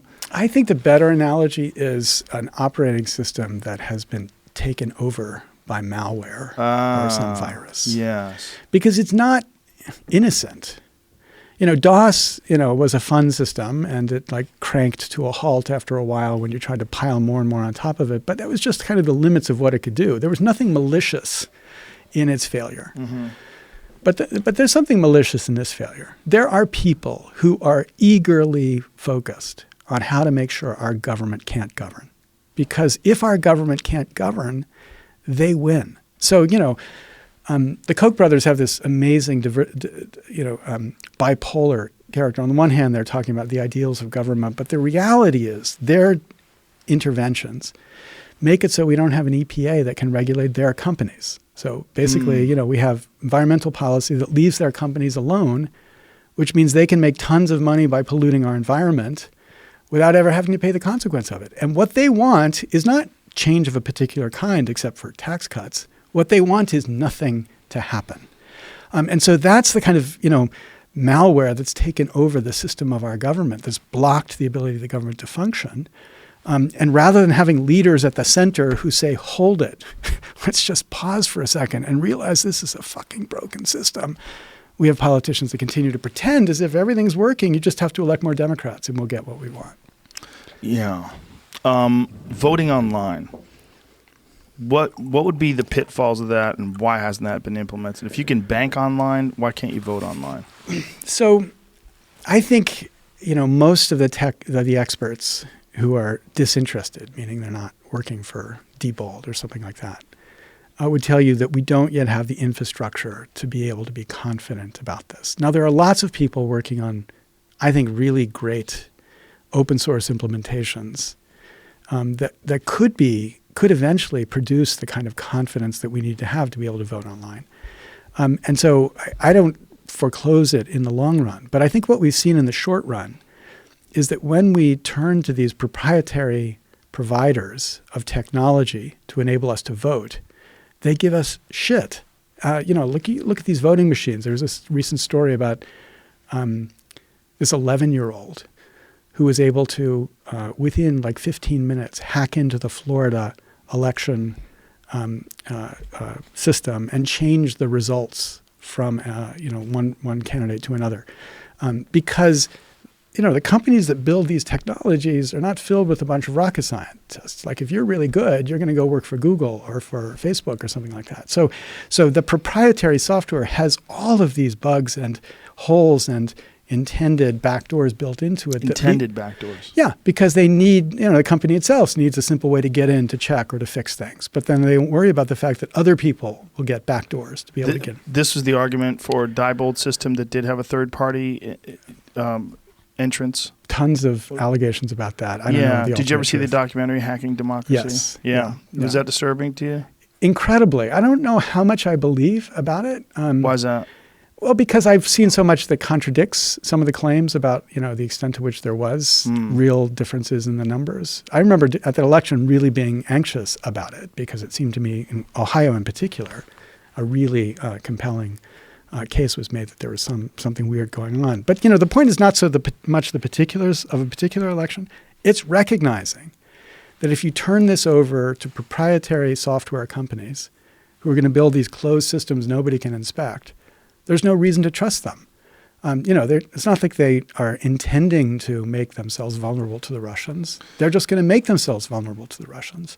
And there are alternative systems, like open source systems that I know some people are building right now that I think eventually could get us there. An open source system, like a Linux-based, something that would go onto your phone? Well, it could be on your phone, but the point about the open source is that anybody can inspect the code and be confident that the code is doing what it says it's doing. Right. What I'm saying about being on your phone is the biometrics that we use on our phone today are some of the most secure in terms of like being able to establish that it's you that's making that vote. Like iris scanners that you have I have a Samsung Note 9 that has an iris scanner, checks my eyeballs. My iPhone checks my face. It checks they're pretty amazing. Yeah. Fingerprints, obviously. But the fact that this is probably, in terms of our own personal security in terms of information, this is probably the most secure, our smartphones are probably the most secure devices we've ever possessed. So on the one hand, yes. And that's why I say I agree with you that in the long run, we should imagine a world where it'd be trivially easy to vote, just like it's easy for me to Venmo you or Cash App you, I guess is your favorite here, money. That should be the way the future is. But on the other hand, we need to realize that these technologies are also incredibly insecure in the sense that there is now a commercial market to exploit insecurities inside of these phones. And, these companies basically have bounties that they post on the web for people who will come forward and find certain holes and hacks. And once they get those hacks, they use them to leverage power. And governments play this game all the time. And, there's a pretty strong argument that the Khashoggi murder was a product of one of these exploits, which was then going to be revealed, and the need to cover up the fact that there was such an exploit out there. What is this? I didn't know this. What is this about? Well, so the basic idea is that these companies, and many of them, most prominent ones here are Israeli companies, who facilitate the ability of governments to buy access to your phone, right? And the standard way in which this is done is to pierce the security by sending you something that you click on and it then embeds itself in the phone, and there's no way you see it, and no way that it can be blocked. But there's rumors now that in fact we've got something more than that going on, where all they need to do is get your telephone number and they're able to hack into the system to get access to your phone. But the point is, these companies have a market now for selling this type of insecurity. So they'll sell the ability for you to get access here. And the story that, I don't have a lot of reasons to be absolutely confident about this, except that I trust the person who's inside the security world that says this to me. The story is that this is part of what happened in the Khashoggi context, that the Saudis had exploited this in a way that was going to be revealed, and the simple solution to that eventual revelation was to remove the person who would reveal it, and that's why Khashoggi went down. Yeah, so this is the point to recognize about these phones. On the one hand, for the ordinary life, it's more secure than anything you've ever had. But on the other hand, systematically, it's building insecurity into our lives in a way that can be exploited by powerful people. And for most people, it doesn't matter. Like most people, ordinary Joes, they're never going to be vulnerable because nobody's going to spend $1 million to get a hack against an individual person. When I hear that from a person justifying why they don't worry about it, it drives me crazy. I don't do anything. What are they going to do? I'm clean. Don't worry about me. Yeah. But that's not what we're doing. That's not what we're talking about. Right. Because if we have a system where systematically powerful people can just push a button and find a way to control you or control anybody. Or Jamal Khashoggi. Yeah. Then we've got a system that no longer makes it possible for ordinary people to stand up to power. Yeah. That's basically what it is. Like this is a structure that allows powerful people, if it is insecure, to protect themselves because they can just leverage that against us. And I think, this is a completely unfocused problem. Like nobody is talking about this politically, but the market for this commercialized security exploits is hugely important, and we've got to find a way to address it. So is it feasible that as technology advances and as the security advances as well, I mean, the biometrics that we have today are far greater than the passwords that we used just a few years ago, that there could be something that you can't exploit, especially considering open source variants where they can be checked by the community? Yeah, so the problem is not the kind of particular technologies working the way you intend them to work. If you've got great biometric technologies, those are really good at making sure, in the ordinary case, that you're the right person using your phone. The problem is the code is so big and so complicated that there's always going to be little bugs inside the code. And what these exploits are like coders who poke at the code looking for these little hooks. And they link one hook to another hook to another hook, and then they find the way in to exploit the system. So the exploits are never, well, I won't say never. There's another story it's important to recognize. I'll talk about that in a second. But the exploits are not, in the main case, intended by anybody. It's just the natural consequence of having, literally hundreds or millions of lines of code that go into making this machine work. And that's what's being exploited. And when you have a world like the iPhone, which is this monoculture, everybody has the same operating system or the same versions of the operating system. If you find an exploit in the iOS, and Apple doesn't know about it, and you can exploit it for 6 months or a year, you can, do a lot of damage to a lot of people's lives before anybody gets around to blocking it.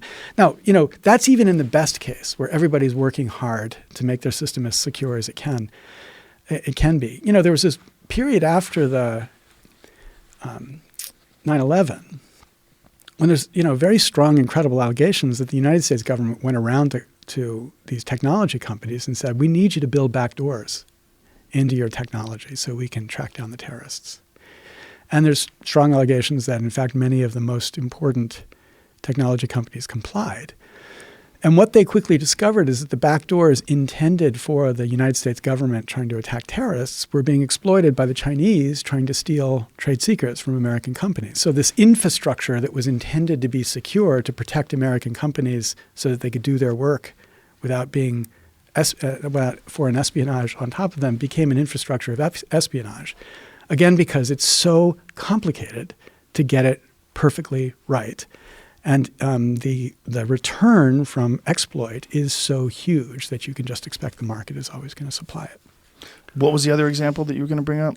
That was it. That was the idea that the intended backdoors that turn out to be exploited for other purposes. But isn't the system itself, like when you deal with hanging chads or paper, terrible. Their counters, it's ridiculous. People, you're giving it up to human beings.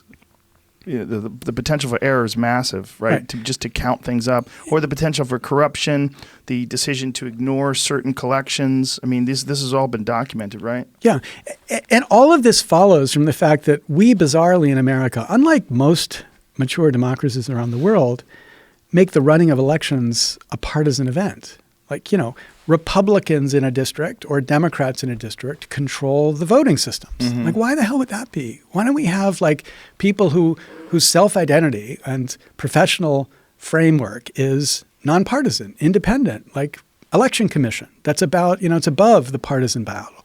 So that there's no incentive in Georgia, for example, for the government to allocate money to fix voting machines just in Republican districts and not in Democratic districts. Or there's no incentive to shut down a voting polling place, which they did in Georgia, making it so that people in that area would have to go a huge distance to be able to vote, or to create it so that it takes 7 hours to vote in some districts and 20 minutes to vote in other districts. There's no incentive to do that.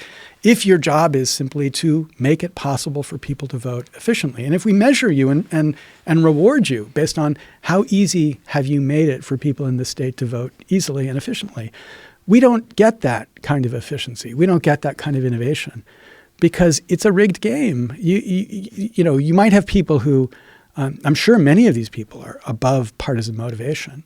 But we also know that many of these people are deeply motivated by partisan politics, especially at that kind of middle level of party politics. And if they can set it up so that their side wins because of the way they've played the game for allocating voting resources, then more power to them. And that's exactly what happened in Georgia with this recent governor's election. It kind of outrageous that the man running the election system, Secretary of State, does not resign from this job as he runs for governor. And the governorship is decided in such a very close way by the decisions that he made about, how they're going to throw people off the voting rolls or which allocations of voting system technology will be made across the state. This is a product of just making it political. We could make it non-political and not have all of these kinds of problems. We're dealing with this very unique landscape now of Google and Facebook and Twitter and Instagram and all these different social media groups that have a vested interest in a specific narrative being portrayed. And one thing specifically is, and this is being addressed right now in Congress, is the discrimination against conservative voices. And there's a lot of denial of that, but there's also a lot of evidence that that is the case and that they feel like they have some moral or ethical obligation to suppress certain conservative voices for whatever reason and push the narrative of progressive and liberal voices. This is a very strange thing because the amount of influence that something like Google or Facebook has today is arguably as great or greater than the Sean Hannitys of the world and the CNNs and the traditional news outlets. Yeah, so no doubt. There's a big debate about whether they were more important in 2016 than the cable stations. My colleague Yochai Benkler has a book that argues pretty powerfully, I think, that it was actually the cable stations that were more responsible for the result than the Facebooks. But whether in 2016 they were the more powerful, someday in the future they're going to be more powerful. And it's certainly powerful. Absolutely. The question is what we mean by bias or discrimination here. In 2017 in the fall, it was revealed that Facebook was selling ads for people who wanted to target, quote, Jew haters. Okay, so you could go and you could buy ads for Jew haters. Now, there was never... How did that work? Okay. So, they have lots of categories you get to pick when you buy Facebook ads, liberals or people who voted, people over 60, whatever. Mm-hmm. This was one of the categories that was exposed. You could buy ads for Jew haters. There was an actual choice? Category. Yeah. What? Yeah. Now, there was never a time that a Facebook engineer or marketing person decided we ought to create a Jew hater category. Right. That was not a decision of any human. It was the product of the machine, the AI, that was developing the categories based on what they saw people happen to be interested in, and then throw up categories to see what sticks, and then certain categories stick, and then they run with them. So you might say, if you were the Anti-Defamation League, you would say, oh my God, Facebook is discriminating to encourage Jew haters. But from another perspective, you're like, the machine's doing it, no doubt. Yeah. But to what extent do you want to say Facebook is doing it? And I think that's often what you're going to see in this argument about whether they're, quote, biasing the system against one side or the other. Like this hilarious hearing that was just held on Capitol Hill 2 days ago, I think, where great Congressman Liu was like, if you don't want negative results in the search, then don't do bad things, right? And I think this is that was quite funny. It was really funny. This is like nobody's intent. We should explain that to people who don't know what we're talking about. Yeah, so there was an argument about whether Google was tilting the ads to embarrass one side or the other, and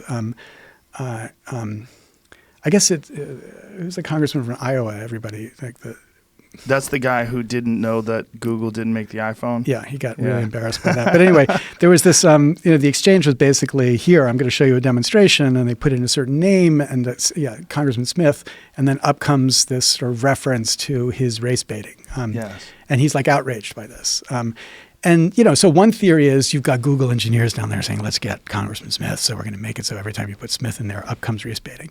But Google's response is, look, we don't do individualized search results. Like, we give people what we think people want based on what they've done in the past and what they've shown interest in. And so that's what's producing this. It's the machine that's producing this result. And that let Congressman Liu come back with, if you don't like the connections, then just don't enable them to be made by don't do things like race baiting. If you don't want negative search results, don't do negative things. Yeah, which is a pretty... But I do think that there's a really hard problem here when you say it's the machine who's doing it. Mm-hmm. What's the future going to be like when we can just say, it's not my problem, it's the machine that did This it. is just Facebook, though.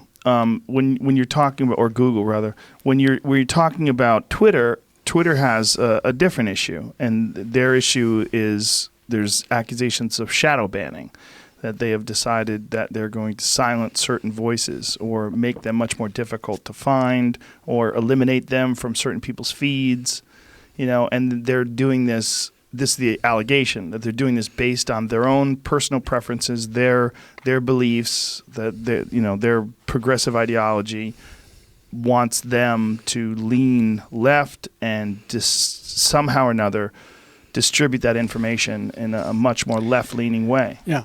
And I hear these, and I'm not an expert on what they're doing. And I wouldn't be surprised if, certain complaints come in about certain feeds and they say, we're going to take these off. Mm-hmm. I mean, that's the allegation. They haven't denied that. And quite frankly, some of these feeds, the Alex Jones stuff, if the consequence of your news show is that somebody takes a gun to a pizza shop in Washington to try to prove that Hillary Clinton is running a sex slave operation in the basement, there's something wrong with what's going on there. Child sex slave. Child sex slave, right. Yeah. So I understand why they feel like they're responsible there. And, it was recognized from the very beginning, these companies have said, we're going to try to create a certain kind of environment. Mm-hmm. So Facebook required you identify yourself so that under the shadows of anonymity, you wouldn't be wreaking lots of havoc inside the system.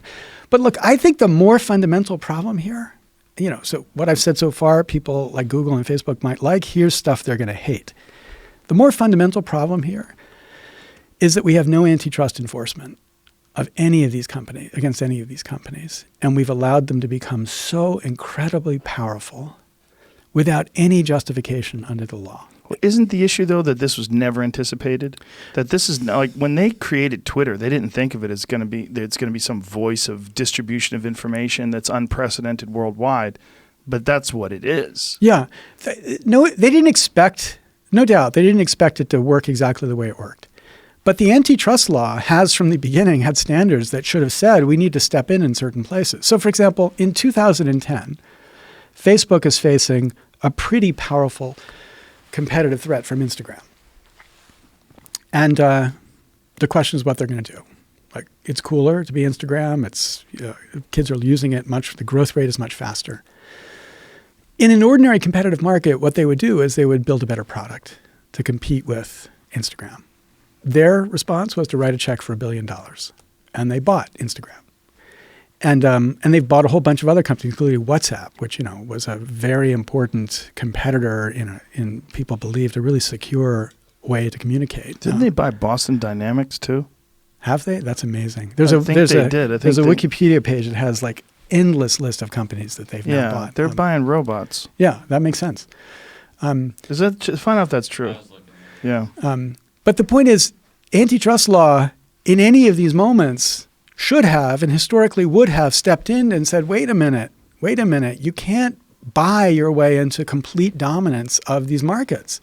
And I think one of the biggest changes that's happened in the last 20 years is that the antitrust department has just shut up its doors and just stopped doing its work. So if we had a more competitive internet environment where companies had to compete against each other, You'd have companies that try to compete by protecting your privacy differently, by refusing to sell your information differently. You'd have lots of pressure on companies like Facebook to behave, not because idiot senators who don't know how Facebook works are calling them before hearings, but because the market itself is creating the competition that drives them to behave in a way that actually conforms with what consumers want. So I agree with you. These are real questions and important questions to figure out. Are they biasing in one way or the other? And if they're biasing systematically, that's a really important problem. But the solution to that problem might not be more government regulation. The solution to that problem might be governments making sure we have the right kind of competition going on here so that they can't get away with behaving in this bad way. Well, what would be that right is that a fact? Google bought it, and they actually sold it last year. Oh. Yeah. Interesting. Probably sold to the Russians. The Japanese. Japanese. These, like, what would be the right kind of competition? It would have to be something that balances it out, right? Like some sort of a right-wing social media platform. But those tend to get infested with trolls and 4chan type people. But see, as soon as you say we're not going to have any regulation, I mean, the idea would be, right? You say, oh, Google and Facebook, they are so progressive, they lean left, they suppress conservative voices, and they don't believe in freedom of speech. So we're going to create a right-wing platform that allows freedom of speech and doesn't suppress conservative voices. And you know what happens to those things? They get infested by 4chan people and the Pepe the Frog people, and they start saying racist things. If I can say anything, I'll say anything. Yeah. Anything means anything. Yeah. And that's a real problem in today's day and age because there's a lot of bored people out there, and they get excited about a platform where they can say something that they know is completely outrageous under an anonymous screen name. And people think, well, this is indicative of a person's actual real beliefs. Sometimes it's bored people that are trying to fuck with people, and they're trying to get a rise out of folks, and they know that if they write a bunch of N-words and Heil Hitler, that it's going to get a reaction. And then they'll check it every couple minutes to see what kind of, look at all these people getting mad, ha, ha, ha. Like, this is what happens. So it's progressive tends to, when you think of someone as being progressive or having a progressive voice, you tend to think of being inclusive, not supporting homophobia, being open to all sorts of different marginalized groups' rights. But when you think of conservative, you open the door for a lot of people that are rejected by these progressive groups. And they might not necessarily be conservative, but they are not welcome in these progressive spaces. So they come onto these new places, and it turns into a dumpster fire. Yeah. Look, the story you just described is the story of cable television, right? So the story of cable television is that at a certain point, people like Roger Ailes and the Murdochs decided that we didn't have enough conservative media out there. And so they funded not just magazines like the New Republic, but they funded the beginning of cable television. And that created this bifurcation in media with cable television. And, one could make these observations about, this is what Yochai Benkler's book is all about, like what the nature of truth is on cable television on the right is different from what it is on the left. So I think that's all fair. And I don't think anybody has a clear sense of what the right answer looks like in this space. The reality is, Facebook is a technology. Here, the Facebook friends are going to really hate me for this, but Facebook is a technology to exploit insecurity for the purpose of selling ads. That's what it does. What it does is make you feel like you check and you're like, why didn't she like that photograph? Or why hasn't he friended me? And so you constantly engage because you're constantly trying to feed this feedback. And that is exploiting, Tristan Harris's work is really a powerful hero. It's exploiting your insecurity. Is that really what it is? Because I've always thought about it as being a fast food version of the nutrients that we're missing in an actual real community. That's so good. That's exactly the right way to think about it. But just in the same way that fast food companies figure out how to exploit the brain chemistry that makes it so that you eat chicken wings, barbecue chicken wings, because they know that's what's going to feed that kind of addiction.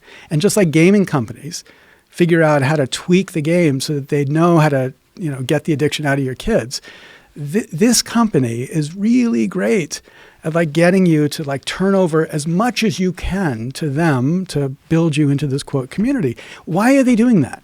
Not because Mark Zuckerberg is some kind of freaky guy who wants to know your secrets, but because the more you turn over to them, the better their ads are in feeding you information. So this is a technology for the purpose of engendering advertising. And so that advertising gets really, really good. And so, you could say that Facebook is tilted to the left, but the reality is there was an extraordinary amount of exploitation of the advertising inside of Facebook to feed information to the right in this last election. I mean, this is what Kathleen Hall-Jamieson's book about this is really quite amazing in documenting. And that's because it's gotten really good in being able to segment markets on the basis of what people know or care about. Again, not because anybody planned it. Nobody wrote Jew hater, but because the AI is smart enough to figure that out. And so when you build this technology that is driven to the purpose of making it easier to sell ads, you produce this world that has no necessary connection to people figuring out what the truth is. Again, think of cable television. Cable television is about building really loyal community, building the tribal sense of the community. If telling the truth did that, they would tell the truth. If not telling the truth does that, they will not tell the truth. The question is not whether you're telling the truth or not. The question is what builds the advertising base. And so this reality that we have these platforms that are ad-driven drives that platform to develop in certain ways. And that's why I think it's important to think, well, what if we could create a competitive environment where there were different platforms available, ones that were not focused on, driving ads. And this is something that, again, I think... How would they fund those? Well, isn't that the reason why something like Google or Facebook has gotten so big is because there's so much money behind it? Well, two things. Because they've been allowed to get so big and because so much money behind it. Well, who would stop them? The antitrust departments. So the antitrust department would step in and say, Facebook, you've become too successful. The way you're buying up competitors is disturbing to us. Well, but again, think of the difference in that sentence. Okay. You've become so successful. That's one sentence. And what we want to do in America is encourage companies to become successful. I believe in, innovators and markets working. That's really great. But you've bought your competitor is a separate statement. Like you have a bunch of money because the stock is so valuable because people think you're the future of money. But then you turn and use that money to buy competitors. What are you putting up, Jamie? What is this? That's the total number they've spent in the last, I think it was 7 years. It's all the companies they bought. Scroll back. Don't move. Sorry. Total cost of acquisitions, what is that, $23 trillion? No, billion. Yeah. Billion. $23 billion, more than the gross domestic product of Fiji, Zimbabwe, and Maldives combined. 19 billion of that was for that one WhatsApp. Really? Yeah. 19 billion? Yeah. Holy. It's insane. Anyway, yeah. So, but the point is, when you're talking about acquisitions, you're not necessarily talking about companies that are succeeding because they're so good, right? So, when you say, what are the alternatives going to look like? It's a really hard question. But we have some of it in real space. Like we understand NPR has a different set of incentives from Fox News. We understand podcasts have a different set of incentives from YouTube videos, right? YouTube videos have a different kind of constraint. If you did a 3-hour YouTube video, you would not live in the same way that you get to live in the context of podcasts. But we do a 3-hour YouTube video. But it doesn't get the success that it gets because it's a 3-hour YouTube video. It's because people are committed to your podcast. I mean, I know these guys, like I carry it around, and like when you get to a place where it sounds like it's going to be interesting to see what's on the video, then they flip up the video. But the average successful YouTube video, if you do a political YouTube video, you're told you can't be more than 2.5 minutes. Then you've lost people. But the point is the environments. I don't necessarily think that's correct. Jordan Peterson is doing a lot of really long YouTube videos that are very successful. I heard his podcast. Yeah, there's a hunger right now for unedited thought. And I mean, not edited and unedited and uncensored in terms of language, but in terms of no one influencing what you're saying.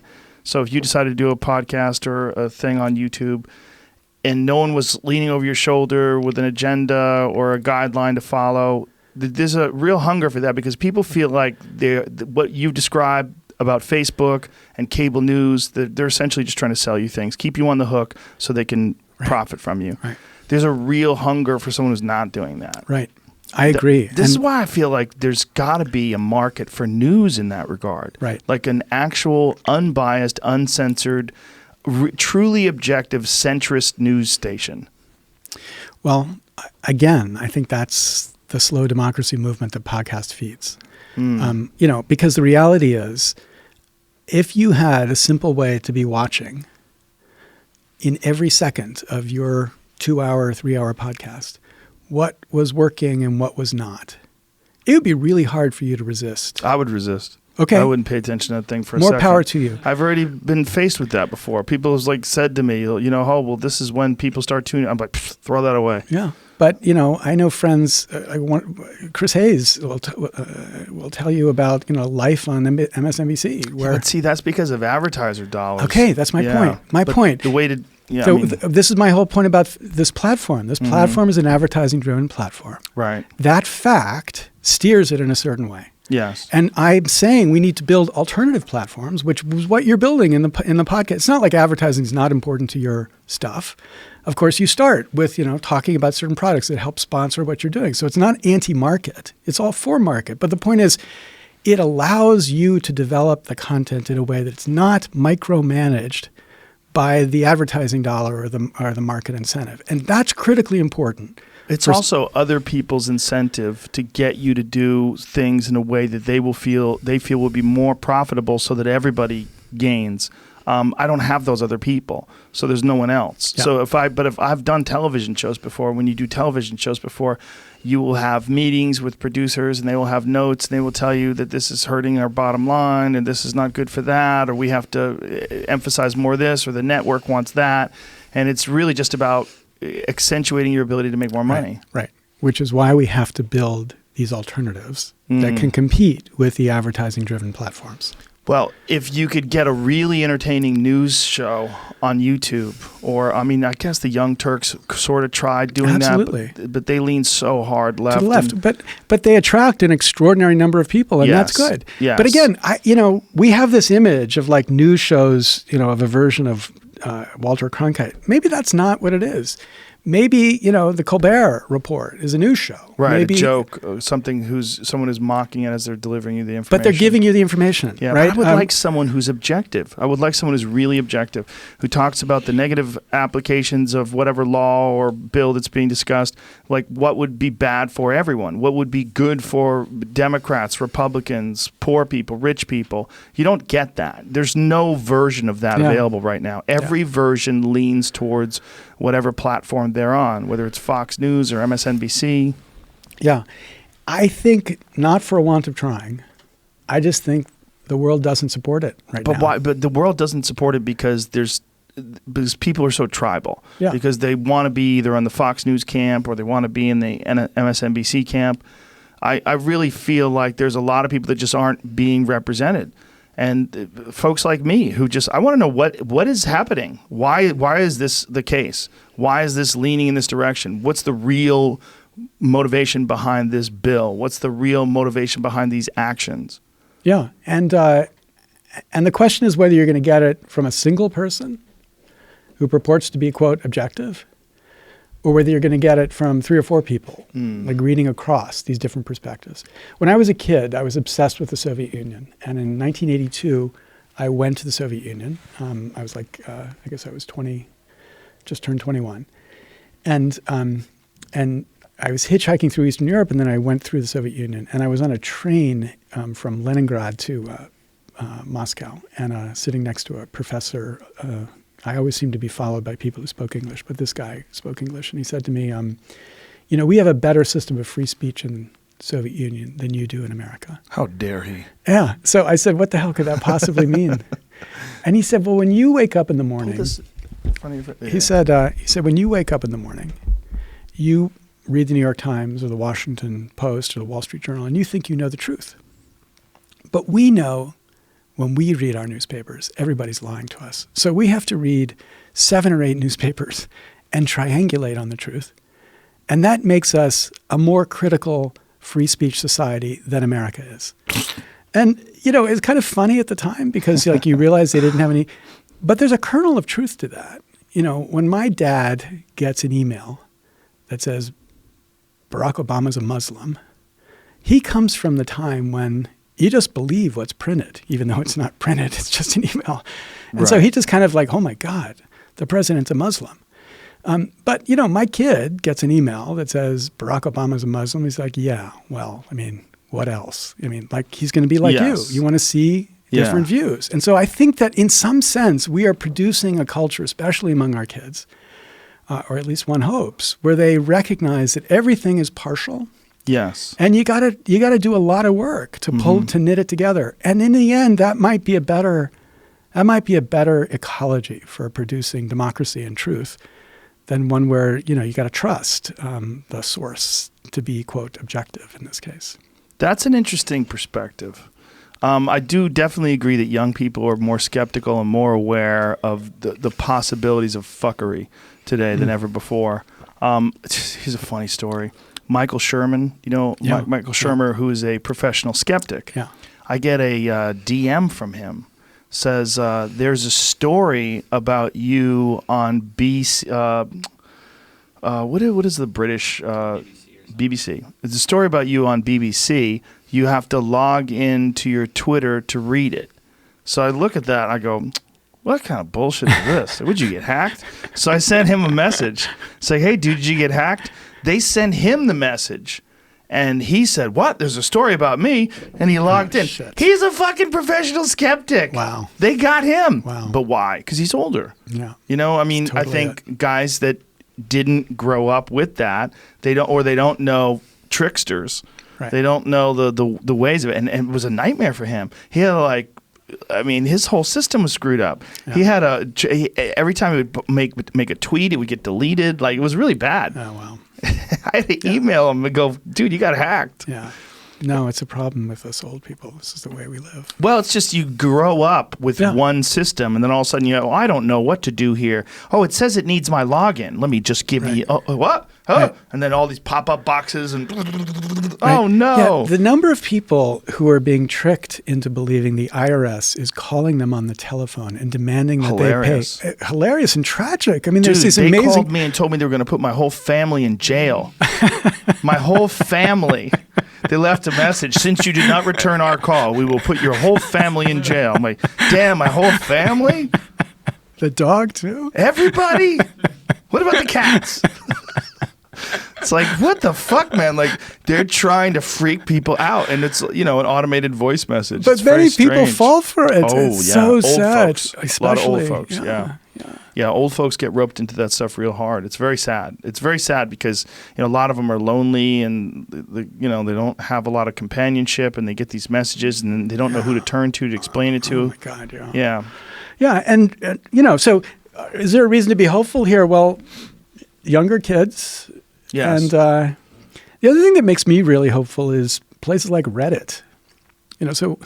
Which forums are you going to? Well, I know there's so much shit, so much really bad stuff. No, some of them are great though. But many of them are great. But the point, what the greatness inheres in their demonstrating incredible talent that's out there in the world that, in the 1970s just would have been invisible. Like, you kind of looked at the world in the 1970s, which I remember. The 1970s, you kind of thought there were great people at the top. They were all on television, and everybody else was kind of a troll. But what Reddit does every day, I'm obsessed with certain of these feeds that just are amazing. But it's like you read them and like, here's just some Joe Schmo out there that's taken a bunch of data, and data is beautiful, and like demonstrated something amazing by the way he's built it. And you get the sense that the world is filled with these incredibly talented, smart people everywhere who are, many of them just have too much time. But the point is, they are out there everywhere. So if you ask, why should we be hopeful?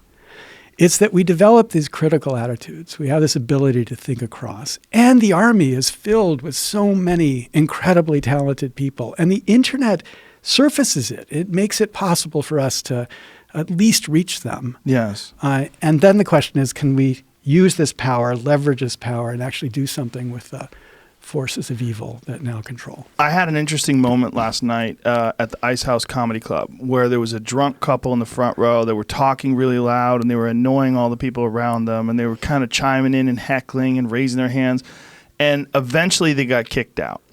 And it was pretty fun. Everybody was having a good time. It was pretty crazy. Even as they were getting kicked out, the rest of the audience was having a good time because we were making fun of it. And I said, as these people were getting kicked out, I said, this is basically us. Most of us are cool. There's 150 people in here, and out of the 150 people, 148 of them are having a great time. Yeah. Everyone's drinking and laughing, and we're all these comedians, and no one wants any extraordinary attention. No one wants any special attention. But 2 people fucked it up. Now, if you were next to those people, you would say, oh, the crowd there sucks. The people are always yelling things out, and they're drunks, and they heckle. Well, because those 2 people required an exorbitant amount of attention. Yeah. They asked for more attention than anyone else. And if you use that bias sample group and say, well, this is the crowd. The crowd is these drunk people that yell things out. No, the vast majority of the crowd are really polite, fun people, out having a good time, and they approached it with the perfect attitude. I think this is the world. This is the world. I think the world is there's a small percentage of people that fuck things up for everybody. And I think that this is, in terms of politics, in terms of business, in terms of everything. In terms of the net. Yes, in terms of the net for sure. Yeah. And I think the net is a perfect example of that. If you're a person that gets, if something happens to you and people start attacking you online for it, if you just noticed the number of people, like say you're involved in some sort of a story, right? Say maybe there's 1 million people that know about this story, and you get 150 people send you mean things, you think it's the end of the world. Yeah. 150 people. Yeah. Like you don't notice that it's 100. You just see all these messages, right, and it's unmanageable. You're like, oh my God, everyone hates me. Right. No, 150 people have decided to take action and make you feel bad because they feel bad. Yeah. It's a small number in terms of the overall number of human beings.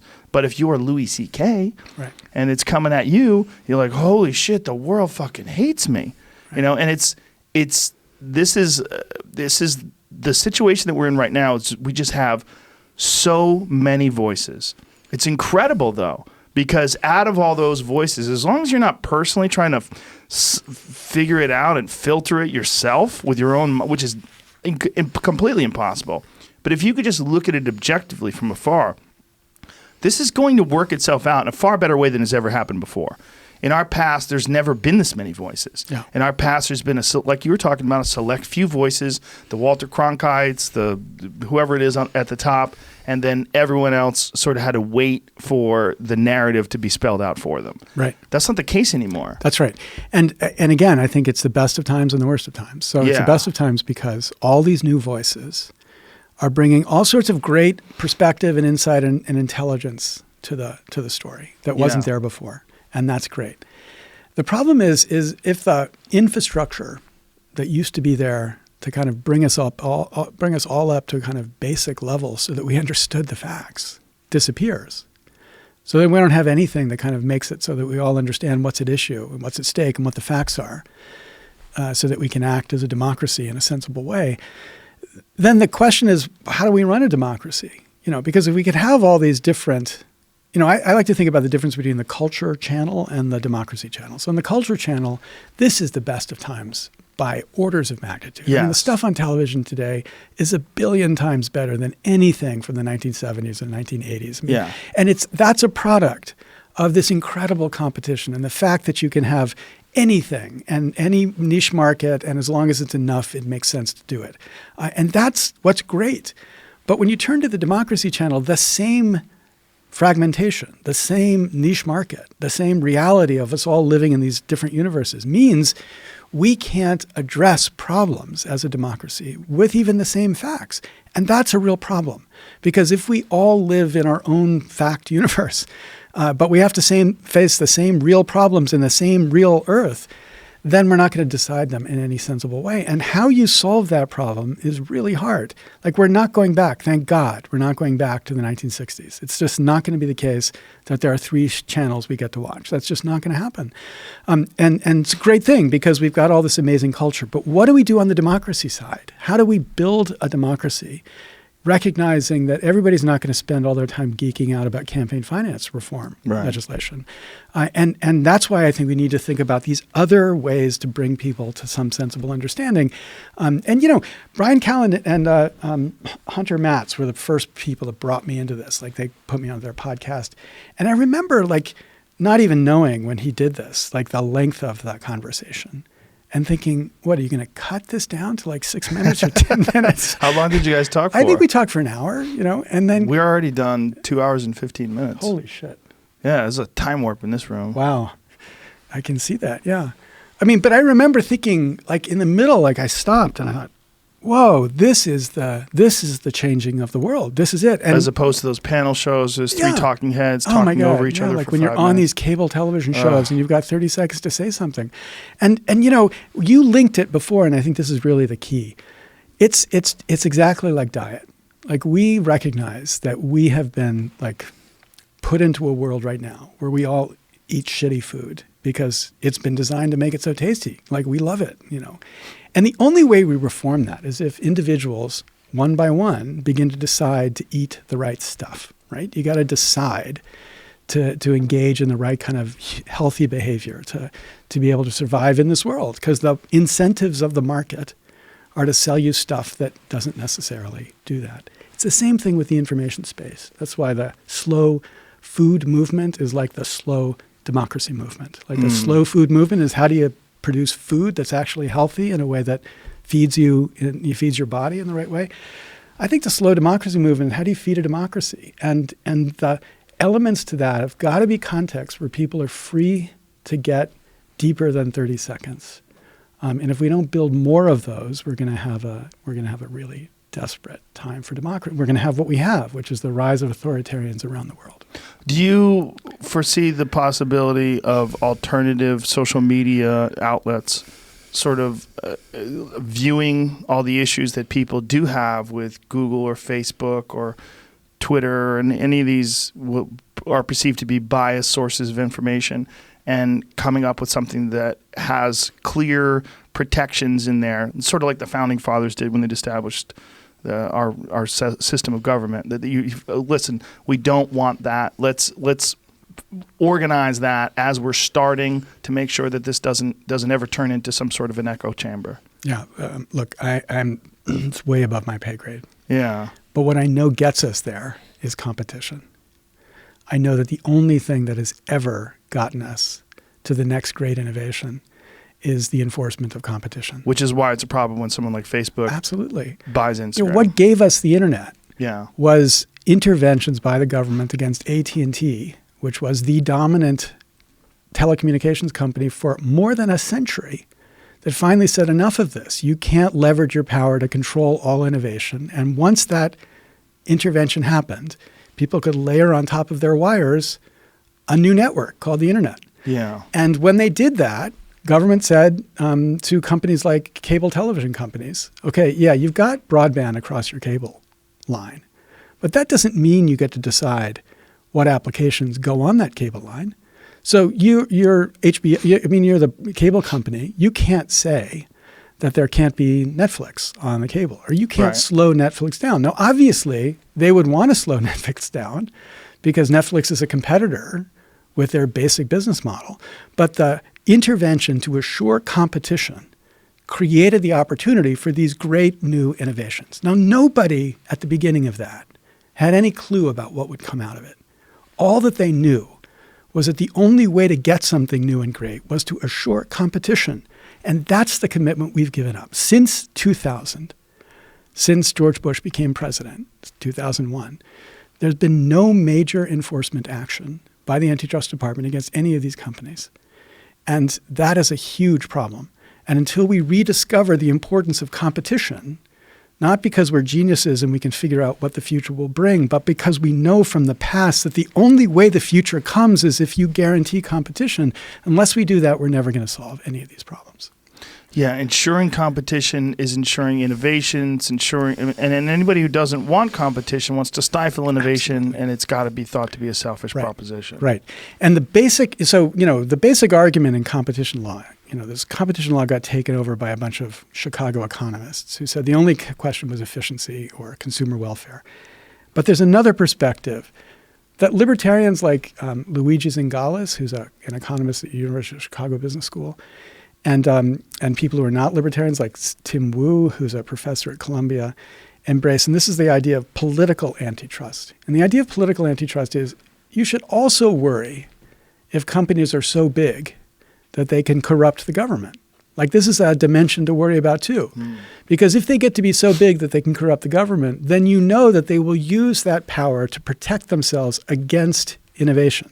Because if an innovator comes, he doesn't come with 50 lobbyists. He just comes with a great idea. I mean, Elon Musk saw this dramatically as he's developing this incredible alternative and tried to figure out how to sell it inside of states. And then the lobbyists for the car companies would go state by state and forbid them from being able to sell cars without a local dealership in the state, right? There was a huge fight as the incumbent industries leveraged their power over government to protect themselves from this new competitor. And this is the fight we have to make central again. Because if we don't do that, then the dinosaurs will have the power through this corrupted political system to protect themselves against the future. And this is just the moment when we need to figure out how to make the future come. I'm glad you're raising these warning flags, but I feel like from talking to you that you're fairly optimistic. You're the first person who's ever said that about Really? me. Yes. I feel like you're optimistic. Your perception of the internet and the young people coming up and that's fair. The way information is being distributed today, that there's so many people participating in it, and there's so much competition even in that form, right? I mean, there's more voices now, and there's a lot of look. In the past, when you had to be selected in order to speak, it was very difficult to get through that selection process, and it's not necessarily the best voices that got through. It's just sometimes the most persistent and the most influential, whatever the reason why they got to be one of those people with the tie in that block on those panel shows. That's not the case anymore. Right. Now you've got Kyle Kalinske, you've got all these, these people that they don't necessarily fit in, any traditional Jimmy Dore. They don't fit in any traditional role on regular mainstream television, but they have a pretty influential voice. Absolutely. And they're very politically savvy, and they're talking about things in a way that it would be very hard to get a producer to sign off on the way a lot of these guys communicate and some of the things that they do. It would be very, very difficult. But so you're optimistic too? I'm very optimistic. Okay, so I'm optimistic in that space. I guess, everything outside of the Beltway of Washington, I'm optimistic about. I think America, has an incredible capacity to innovate out of its problems. What I fear, and what I'm not sure any rational person should be optimistic about, but, that doesn't mean you don't fight it. What I fear is Washington. And so I've said many times that the power of corruption in Washington might be so great that it cannot be defeated. But that doesn't affect what we should be doing. We should be fighting it whether or not we think we can win. Winning is not the only reason you fight. You fight because it's the right thing to do. And we need to rally because we might be wrong. It could just be that if we got the political force, we could take them down. And I think that's what we got to be setting up for right now. When you see people like Tulsi Gabbard, or when you see the young woman in New York, Alexandria Ocasio-Cortez, that to me that's very promising. Yeah. That people are leaning in this direction, and that they're saying let's look at this in a different way, and let's see some new voices.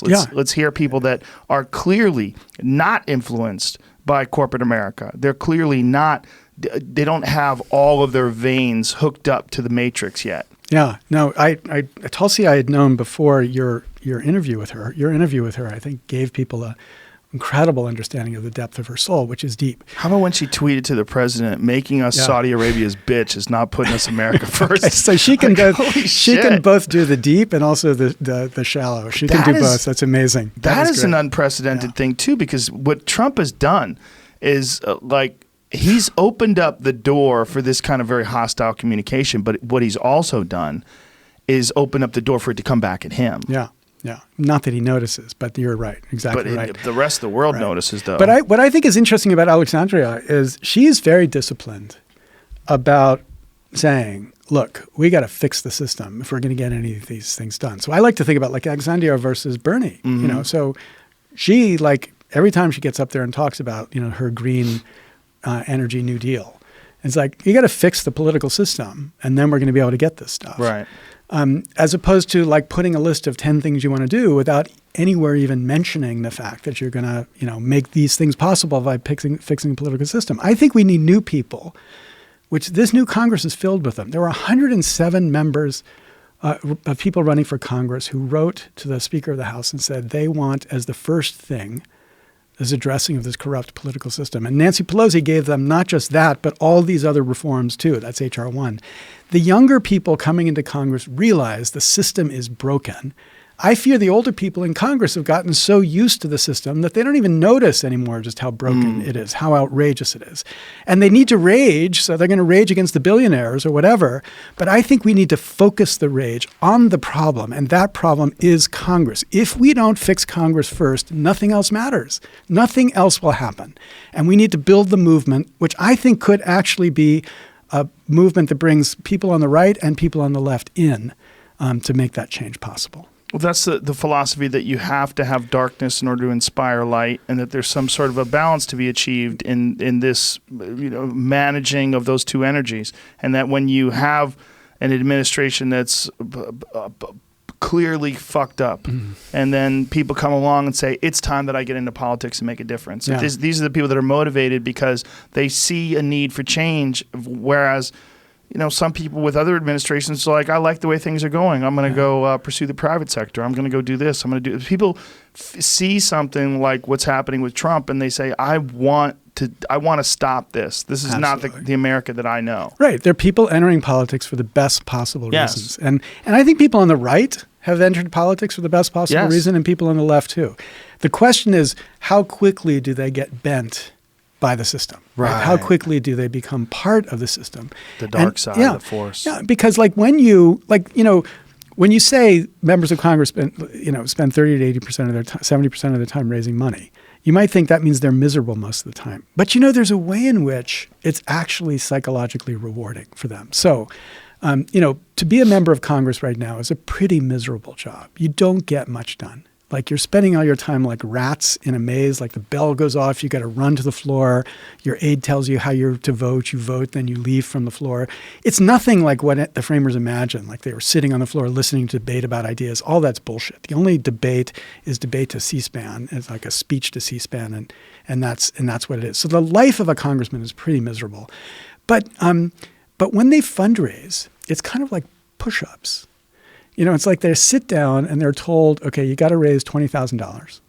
And the aides sit there and say, call Joe, he cares about this, and call Fred, and he cares about that. And you go through. And when you hit your numbers, it's like, hooray, I did something.